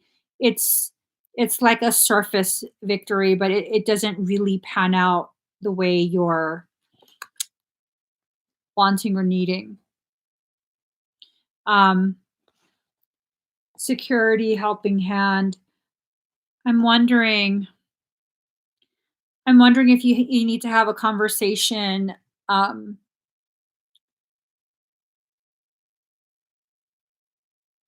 I'm wondering if you need to have a conversation with your mom.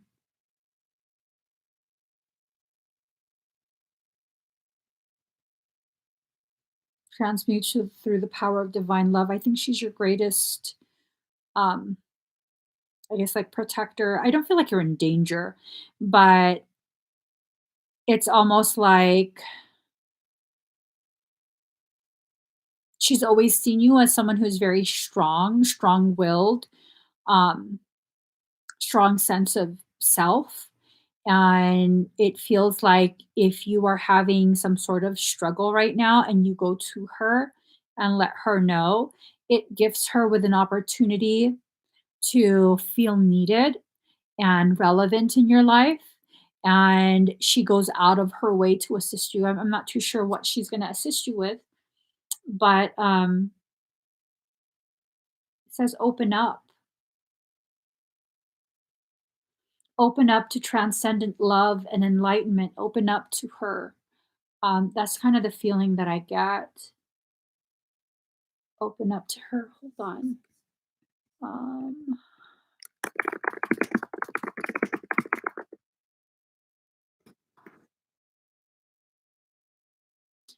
um,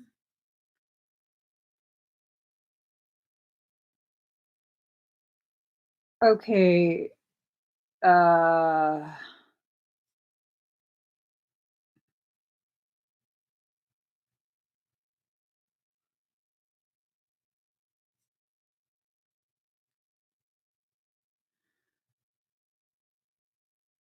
okay. Let me just calm myself down. I'm over here jumping to a lot of conclusions that are really, they have no basis in reality. Okay. So it signifies a time for renewal. Okay. And really it's about a short span, like a lot of transformation um to occur in a short span because the blossom only stays on the tree for 2 weeks, is it? It's a very short span. Yeah, only about 2 weeks. Um, so let's see. In a spiritual sense, Sakura reminds viewers that life is short and beautiful, just like the cherry blossom that falls from the tree after just a few days. This is tied to the Buddhist roots of Japan. It's the most commonly used symbol of mortality in all types of art. So with the cherry blossoms, I think it has to do with um, not necessarily like there's a mortal issue, like a life and death type of circumstance. It seems more like your spiritual growth is needing to um, be a little bit more closely connected to your mortal life right now. I've been I don't know what you have to talk to her about either, but it's like there's this need for you to talk. Um, and it's almost like you're running out of time to talk. And I don't necessarily feel like something's gonna happen to her. That's why I was freaking out, like, what? I don't feel like something's gonna happen to her. I think if anything, she's really just needing to know she's still relevant in your life.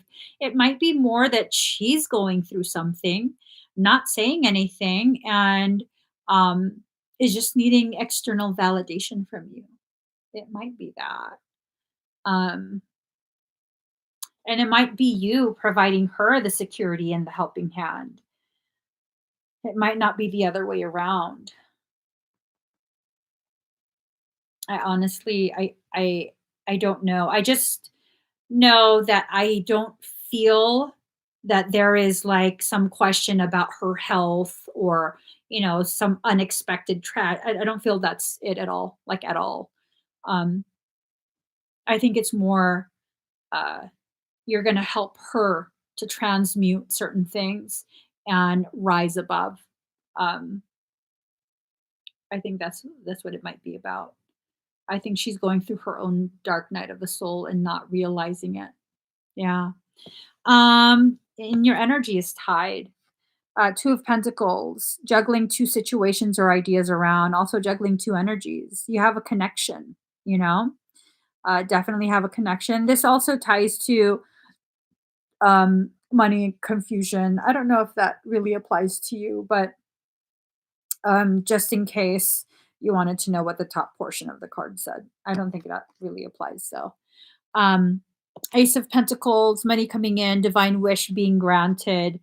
I think this ties to your mom as well. Um, that as you are able to better balance the type of interconnectedness that the two of you share, um, a divine wish is being granted for the both of you. Think of what is the best case scenario for something that you've felt some kind of stress or anxiety about, and it involves your mom, and you'll have an idea of what this might be about. Okay. It's not necessarily that the two of you have to talk about whatever that is, but it might lead to that. Okay. It might. But yeah, that's awesome. A deepening connection with your mom. Um,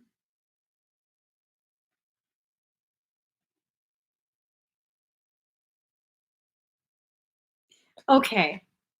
Okay, I'm gonna read you your dragon cards again, okay? So, gold and silver violet flame dragon transmutes the old around you with wisdom and grace. It's time for transmutation, magic, and healing. Offer service under grace. So, I think this does absolutely have to do with your mom. The monarch butterfly, for some reason, I didn't think of your mom, but remember, I was like Shiv energy. I'll explain this to you privately, but Shiv energy tied to the monarch butterfly. Uh, it has some connection with mom. Um, but yeah, this has to do with your mom.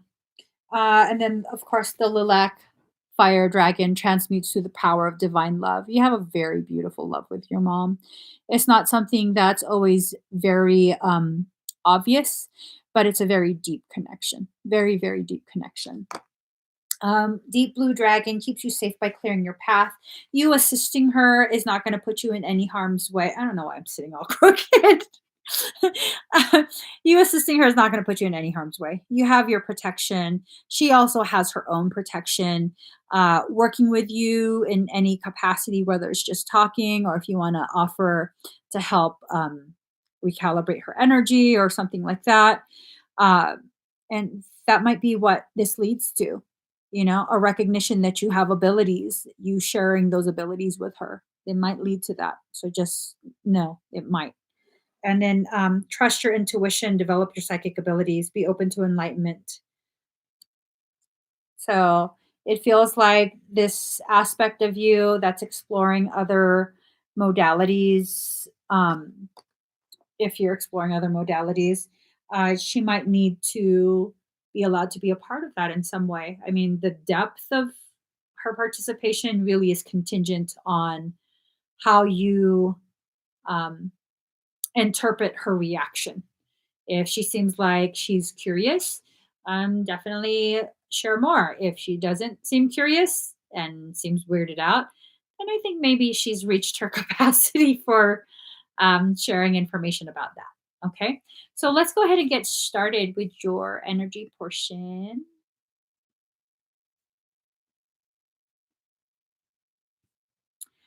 Was there anything in particular that you wanted me to scan?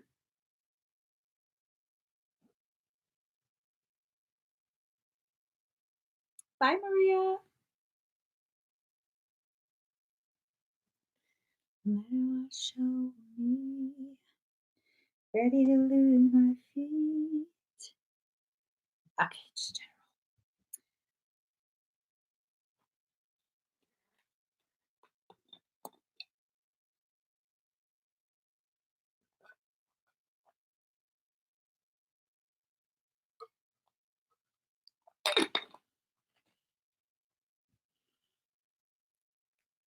so breathe very deep and very slow.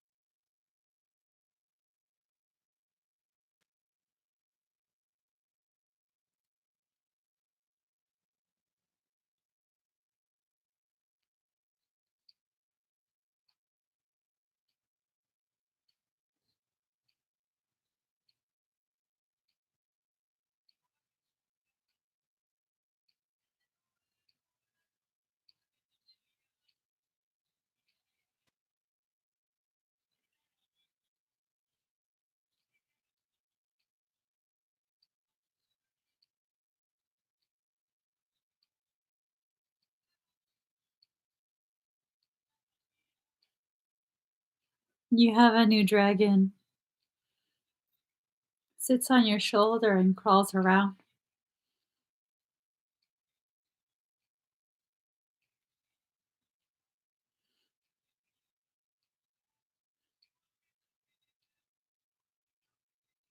I wouldn't trade ya.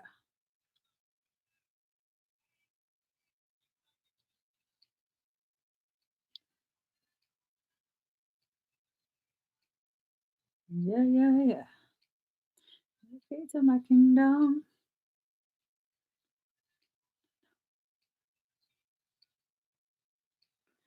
Your field is clear.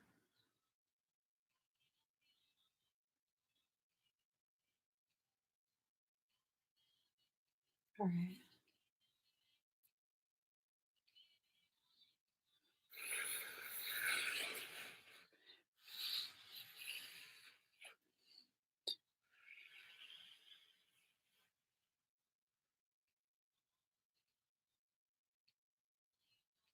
Boom, clap, boom, clap. Oh.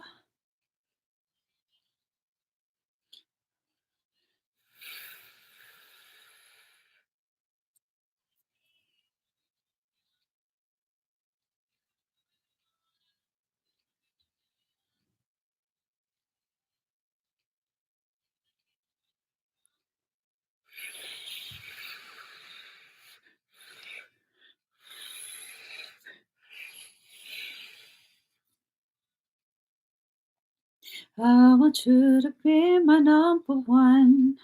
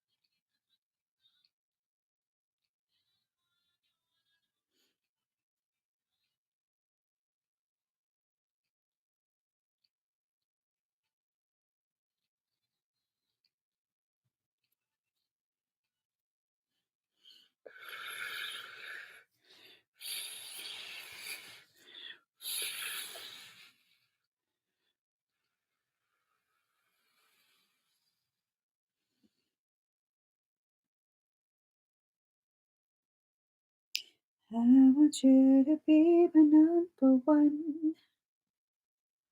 I want you to be my number one. Ooh, yeah, yeah, yeah. All right. How do you feel?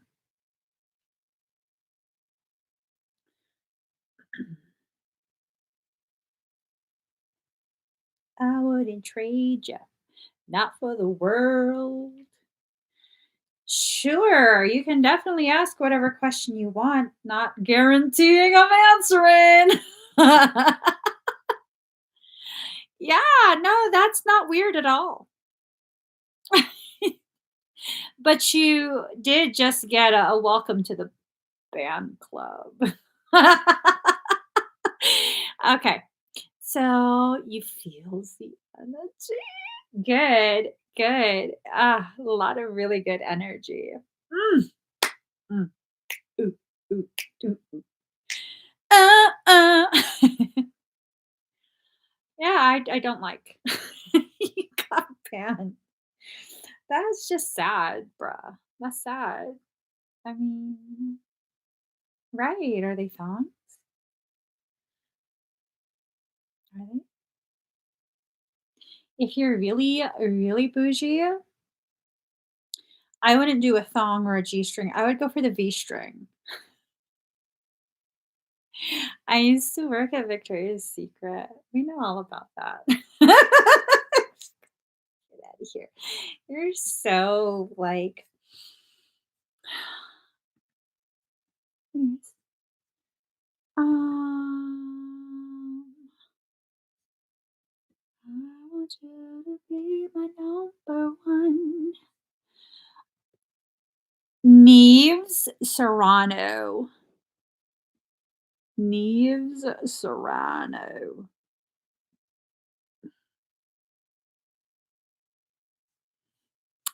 Let's see.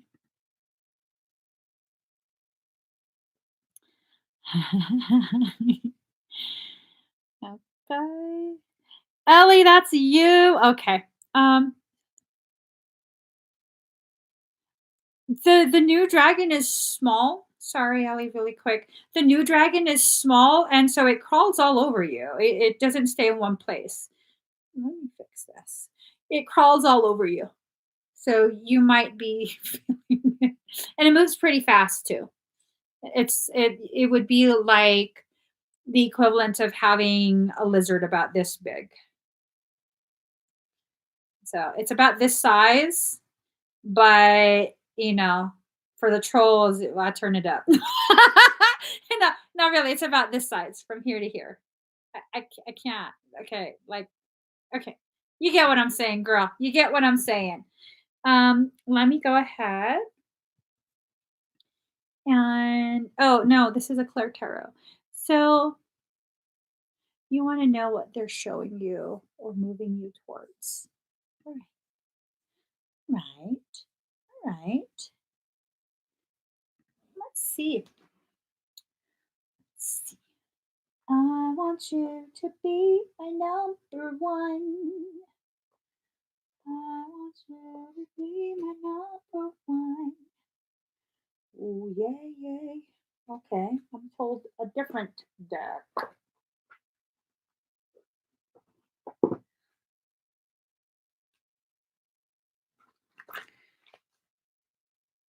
Interesting. Interesting. What are they moving you towards? Ooh, girlfriend. Mm-hmm. Mm-hmm. Mm-hmm. Mm-hmm. Mm-hmm. I keep on falling.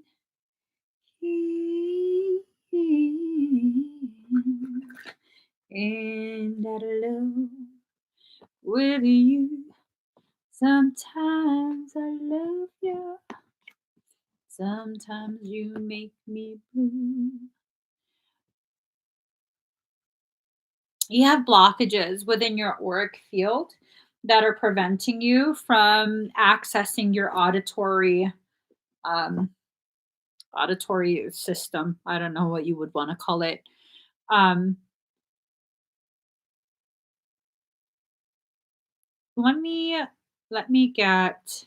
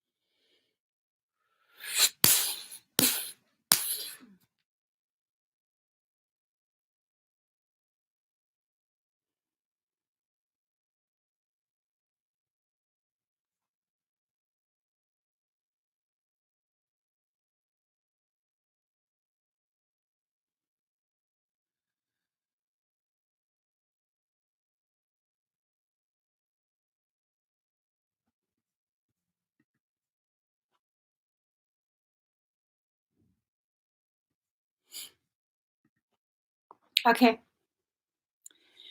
So card number 23, defend to the end the worthwhile. Um, there's been things going on that have really, really been trying um, testing boundaries with you. Okay. It's been testing boundaries with you. It's definitely been trying to affect all sorts of levels of information receiving. So it's not just your auditory, your energetic, your clairaudience. That's what it is. clairaudience. It's not just that that's being affected. What's also being affected is the way you process in real life information. So that's something you have to be aware of, okay? Um, it's a parasitic circumstance. It is a parasitic circumstance. So, card number two, inner trust. Trust yourself to know what it is you're needing to really, really go towards. Um, Dreams have been so off. Are you okay? Are you still dizzy? Or are you okay now?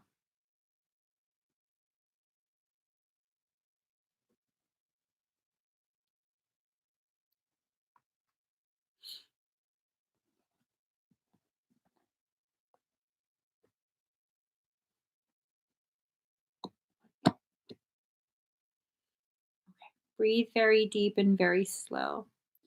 Um, So if you notice, her head is completely covered, right? Her head is covered. If you look here, even the ears are blocked. The third eye has a basically a bird of prey. The crown space is heavily protected as well. The ears and the crown space. Your higher self is trying to protect you from something. I'm wondering, because there is a parasitic circumstance. I'm wondering if maybe it's just a matter of one of the things that you're seeing is a mimic, that it hasn't actually entered your auric space. Instead, it's trying to convince you to trust it and let it in. Um, the problem with experimenting, and this is not to discourage people from experimenting, it's to encourage you to be more aware and use higher levels of discernment if you are experimenting with your abilities and things like that. Um, but one of the problems you can face when you experiment with your abilities is that you'll run into mimics. And um, these things are smart, okay? Oftentimes they'll play like they're harmless things. Sometimes they can pretend to be like fairies and things like that. Things that we find we find very easy to assume it's benign, harmless. Um, Arkai,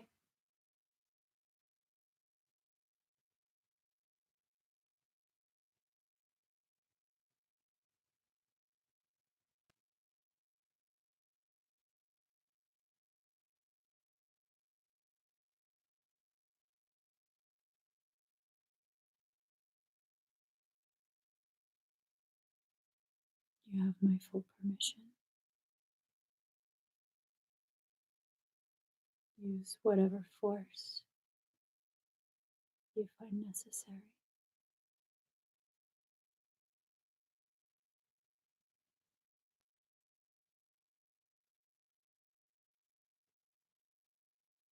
So sometimes they'll also pretend to be deceased family members, you know? Um, so kind of just use discernment. Okay. If something feels weird, then definitely don't continue communicating. I feel like your higher self is protecting you by not allowing for the full communication. Um, and if that resonates, then don't communicate with things that you don't know if it's the true identity. Um, Card number 17, what is already with you? I think this probably is stemming from your curiosity. You're becoming aware of your abilities because you do have abilities. You do. You have gifts. You have elevated gifts at that. So these are just things you should definitely try and cultivate. Um, at some point you should be able to use it to not just help yourself but help other people, help them gain clarity, things like that. um yeah, see, honestly, it's hard to tell real from fake because the mimics have gotten really, really good at mimicking. really, really good at mimicking. Um, as if they don't already know that I know. If they didn't know, now they do. I know they're trying to mimic even my twin flame. They've tried to mimic my mother. Like, y'all are fucking tripping. I think I know who my mom is. Crazy asses. So yeah, that's what they do. And it's just you have to really develop your discernment. It's not that you have to stop. It's that you have to develop your discernment to the point where it's very, very difficult to trick you. I mean, everyone can still be tricked. Okay. But let's make it very difficult for them. It might even be a good idea for you to consider joining my Kokoro 33 program. That I do a lot of teaching about discernment type things, um, how to maintain your auric field, all of that. Um, I place a heavy emphasis on that type of thing in my Kokoro program. That might be really good for you. Um, it'll help you develop some of your abilities, and as you develop those abilities, it will make it a lot safer for you, less risk as you develop your clairaudience, your clairvoyance, because you can see and hear them. Well, your higher self blocks the hearing. You have the ability to hear. I don't know if you realize that. That's probably why it's frustrating you, because on some level, you know you can, but it's being blocked. It's being blocked by your higher self. So, yeah, you can find more information on my website, meevolving.com. It's not something that I was taught. I know people are using that as a line now. This one girl, she did a live stream. I don't know how the hell it popped up on my Facebook. I must have accidentally clicked on something.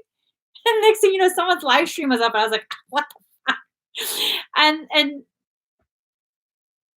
I don't know her. But I was like, I could have sworn that someone that I do know was saying they taught you how to do this. She's like, nobody taught me. I don't know. I guess it's a line now. But literally, nobody taught me. This is not something you can find outside of my program because this is my own my own system that I'm teaching. Okay. So, oh, you have been able to before. So then something probably happened that you couldn't quite wrap your mind around, probably while you were still a child, and it freaked you out. And as a part of your coping mechanism, um, you know, they tried whatever tried, and you shut it down. That's one of the most common things that children do when they can't wrap their mind around their experience. Yeah. So let's see. Um, all right, Teresa.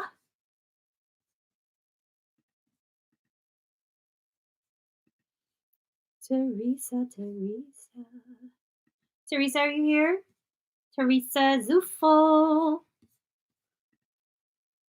You're welcome, Ellie. I hope that helps. You do have quite a bit of ability. You do. And I feel like you're ready to begin actively cultivating them. Um, and if I don't know why this popped up, but if you do decide to try and find books and stuff, um, be careful of what you read. A lot of what's allowed to be disseminated publicly is controlled opposition to actual truth. Okay. So just be careful with that. Use your intuition. Like if it feels weird, it's probably not for you. Okay. Don't try and force it just because it's popular. Yay. It's good to feel validated. Teresa, are you here?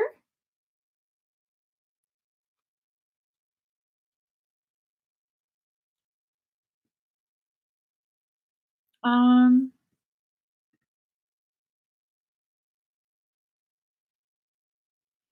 let us see. Okay, girl. Sometimes I stop reading after the first sentence. Oh man, I got this one book.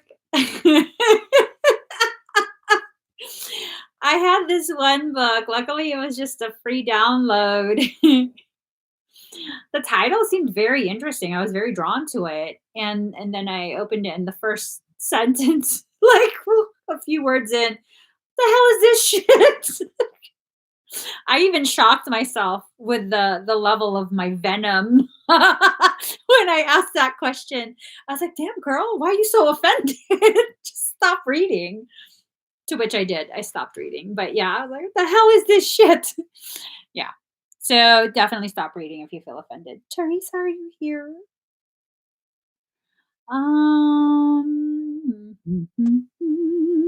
all right. So what we'll do, Teresa, um, I don't want to do this energy work to you without you present, just because I don't remember how sensitive you are to energy, and I don't want to do anything that could potentially do any kind of questionable anything. So what I'll do, Teresa, I will save your expedite for tomorrow. I go live again tomorrow. If I don't catch you tomorrow, you'll be the first one. Okay. And if you're not there tomorrow, I'll just go ahead and reverse the charges, refund you. And I hope you're there though. I hope you're there. I love it when you're there. I love it when you're there. I really do. So, you guys, I gotta get going. I'm just, yeah. I'll see you guys tomorrow.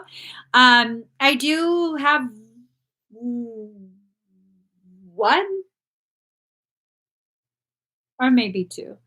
I know for sure one room available for my workshop.